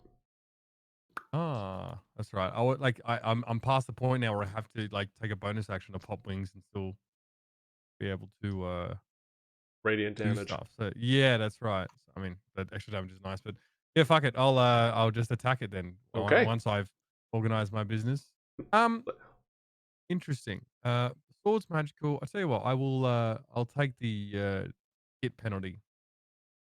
To Oh, get you're swinging an for the fences? extra- Yeah, I think so. Something tells me that I can get away with it against this kind of thing. All right. All right, so can I We'll do just- it like this? We'll mentally Oh, take off. Lame. Yeah, we'll just mentally take off 5. That's fine. We can do Alright. quick maths. Yeah, that one will be good. That one's good. Cool. So that's 24. nice. I like that. Yeah, that one's good too. Oh my God. 27. How do you feel about the bonus action? Because I just got a crit. Oh Jesus! You didn't pop wings, so yeah, go for it. All right, cool. We're done here. The Banshee manifests, unleashes its terrible scream. You sort of like pull out your ears and shake them to, sort them out. And then whack, whack, whack! The spirit of the elf is laid to rest through the power of violence. Listen, I didn't ask for this. I'm sorry that I peed on you. It is just business. I was trying to do my business, and then you got up in my business and tried to go for the business. So you got the business. Nice, very clear. Yeah. Articulate as ever. Okay. Nothing personnel, kid. Do you move? Sure. You know what? I will move. Yeah, I will Mm. try and help old mate over here. You know what I mean? Trundle over his way. Did grumbling anyone to see myself. the fucking enormous thunderbolt? heading for Everybody my saw the face? enormous thunderbolt you know, fragging his No one face. cares. Alan. Oh, wait, How are put we it here. supposed to protect you from sky thunderbolts? How am I supposed to protect myself? I don't know. I'm willing for any intercession on my behalf. Eren doesn't want to end his turn touching this swarm thing, but he's gonna trundle up to it. You know, Okay. next Just- to the bear boy. Yeah. Alan, what do you do? Alan, now that the fire elemental area has been cleared somewhat, is hoping that he can take refuge behind fuck off big rock. And so he's trying to trying to tell roughly what angle this thunderbolt came from. Up. By the way, is a thunderbolt the same as a lightning bolt? Yeah, it's a lightning bolt. This is basically yeah. call lightning spell that Lysha sometimes uses. Whoa. except on What kind craft. of damage is he taking? Thunder damage or lightning damage? Lightning damage. Thunderbolt Mm. just sounds Oh. cooler. It just sounds cooler, you know? No, because I had lightning resistance and you made me take thunder damage from a friggin' Knight of Terra Nimbus, even though I had the Well, lightning that, resist. that knight had an ability that does thunder damage. I don't know what you want from me. Oh, so brutal. There you go. So Carry I'm on. gonna sprint towards the rock. Actually, can I even make it to the rock in one turn? Yeah. Let me Well, see. the central rock. Yeah, the central rock. If you dash. Yeah, I could dash. Okay. So yeah, I'm gonna dash and try and take a bit of refuge underneath the rock in any way that I can, kind of behind it, on one Mhm. side of it. If I can Mm. tuck myself small in the corner at the very base of the rock. I'm trying to get it so that the lightning would hit the rock instead of me. Okay. And I know that this is like a ley line as well, so I'm just hoping that it'll absorb some kind of Okay. some kind of element. Roll an Arcana check. You nailed it earlier. So roll another one. Add. A 10. Yeah, roll with disadvantage because of the celestial harmony yeah. thing. Oh, And- okay, it doesn't matter. And now roll 1d4 because you're cursed and blessed at the same time. 13. Okay. 13. So now that the ley line has been purged of fire magic, it is an earth ley line. You could tap into it to ground this out. Hell yes. Okay, just you're messing with some powerful magic here. So this is Bro, good. I've got some powerful magic after me, Joe. I'm messing with some powerful shit here. All right, I signed this agreement as soon as I started stealing flowers from the Sky Sovereign. that checks out. This is going to be another Arcana check. Roll disadvantage. Oh, come on, bro. A 7. Okay. Do you want Plus me to roll 1d4? my 1d4? Yeah, roll plus 1d4. A 10 overall. Okay. So, as you sort of place your hands on the rock and mutter some spells and some songs of power to it, you can feel it, and the earth sort of hums and shakes as the power of the earth courses through this entire area. And another bolt of lightning comes down from above and zaps your ass. But at the last minute, you tap into the rock and you connect the power of the earth and the power of the sky, and they combine. Two things happen. One, the lightning bolts being dragged, the connection between Terra Nimbus and where you are is broken. The storm, you can feel it, like the air snaps, the tension is gone, and the clouds begin to dissipate. And the sacred stone fucking explodes. Oh, God. You did what? Come on. Gosh. Okay, Sorry. you're the only person who's in the area. Go ahead and if you just, be a doll and move yourself into the area. I'm going to find a nice crater graphic. Oh my god. So I've just blown up a ley line. Lysha is well, never going okay, to forgive this you. isn't You've just exactly blown up the the sacred same. stone of her people. Oh, yeah. It's just the stone that marks it, kind of the. Yeah, Well, technically, you didn't. Yeah, Linda actually, did. that's true. is this a good crater? This is a good crater. We'll use this crater. I don't think There we Lysha's go. going to see it that way. Okay. Roll a dexterity saving throw with disadvantage and plus 1d4 because we're like that. Okay, 13 add plus 1d4. 1d4. Mm-hmm. Wait, what am I typing here? There we go. 16. 16. Great. You take half of the damage as the rock explodes. So you take 20 points of damage. Oh my god. But here's the real upside is that this grounded out Vinder's storm, so he's not going to just keep zapping your ass, right? Like he can't for a while. You're spared That's his a wrath positive. for the time being. But you do take 20 points of damage as the rock just... Lysha, it's your turn. Your sacred altar, the sanctum where you studied the druidic arts has exploded. Oh my god. Holy fuck. Also, you're being eaten by fire skulls. Yeah, I don't think she cares about the fire skulls in the face of this. She's like, eat me, bitches.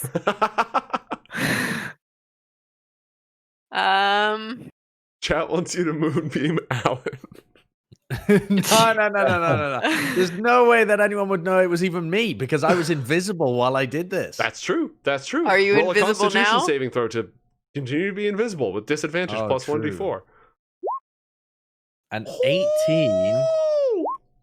Nice, well, a 21, dude. You survived being at ground zero as two opposing ley lines neutralized each other and like rock shrapnel exploded on you, but you kept the spell, and that's what really counts. I've been practicing for many years. Oh my god. As in, I like, don't walking even away from explosions. So all you might be able to see is like a little footsteps in the ash, mingled in with everybody else's. And Well, that's- what I that's a can huge tell is explosion. that you're the only person I can't see. True. Nah. If this is That's the right. first adventure, I'd That's call right. bullshit, but this has been many I've never adventures. seen the crater and Allan O'Dale in the same room. To be fair. Wow. What's it gonna be? I don't even know now. How would she react to this? Would she be able to like Water, earth, fire, air. Pass. Go for it. Long ago, this was a we decent are place. and Captain Planet? everything changed when the quest for the Book of Dawn attacked. Ay, guys. Wow, there's very little she can do to fix this. She would want to fix this, but she can't fix this. So she's gonna just go fucking nuts. She has lost her shit. Isn't the Reasonable. first? Won't be the last. How is can she tell how the other druid is reacting to this? He loses control of his bear form. If you were concentrating on any like druidic spells, I was basically gonna make you lose them. Gotcha. But you're not, so Fortunately, tidal wave is not a concentration spell. I mean, it works, right? Like, it totally makes They're sense. just not quite close enough for you to frag both of them in one go. Unlucky. Oh. I mean, even though there's like a swarm of fire things chasing her at this point and like attacking her, and she's on fire, and she'd probably use her action to disengage and run towards the crater. Okay. You are free to move about the cabin. Realistically.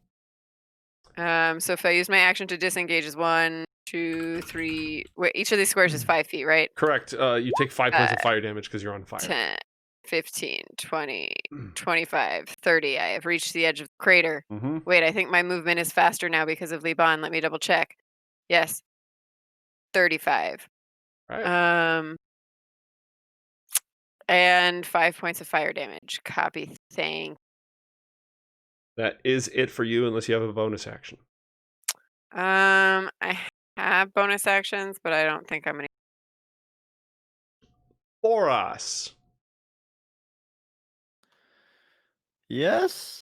It's your turn. There's a bunch of flaming fire skulls in front of you. And also a rock just exploded.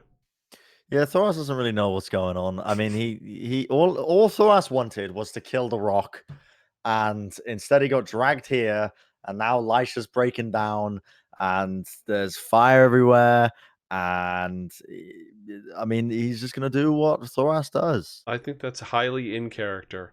Thoras B is Thoras do. Yep, Thoras is going to recklessly attack the swarm of skulls. First attack. 21, baby. +3, so that's 15. 15. Now, these Second. things actually have resistance to not even magical damage, just bludgeoning, Physical. piercing, and slashing. So they only take 7. Damn. Okay. Gotta nail the next attack. And nail it I did. Oh my god, you're just dropping crits all over the place. Oh, I can't hold all these critical attacks. Okay, so 11 damage because of, stuff. Yeah. Enjoy 7 points of fire damage. I got one more attack. Because we're going in a frenzy. Now, what's the special on we gave you the challenge thing, right? Because it was too cool to not do. Yes. I choose this guy. The guy in front of me is my target, basically, and he does not gain advantage on any attacks. All right. Against me, but I get advantage against him. It's actually kind of broken in 1v1s. It's really good for a 1v1. You take 6 more fire damage. 13 damage. Unless I can only proc once per round. No, it just happens. Just, happens every time. Awesome. Cool. Yeah, Thoras is getting chunked down. He's on 45 health. He's taking more damage than he did when he was getting marinated by zombies on the boat. All right, well, their turn. Let's see if we can't, do any more damage. They swore. This one's still above half health. It swarms you. Okay, I rolled a 10. That's okay.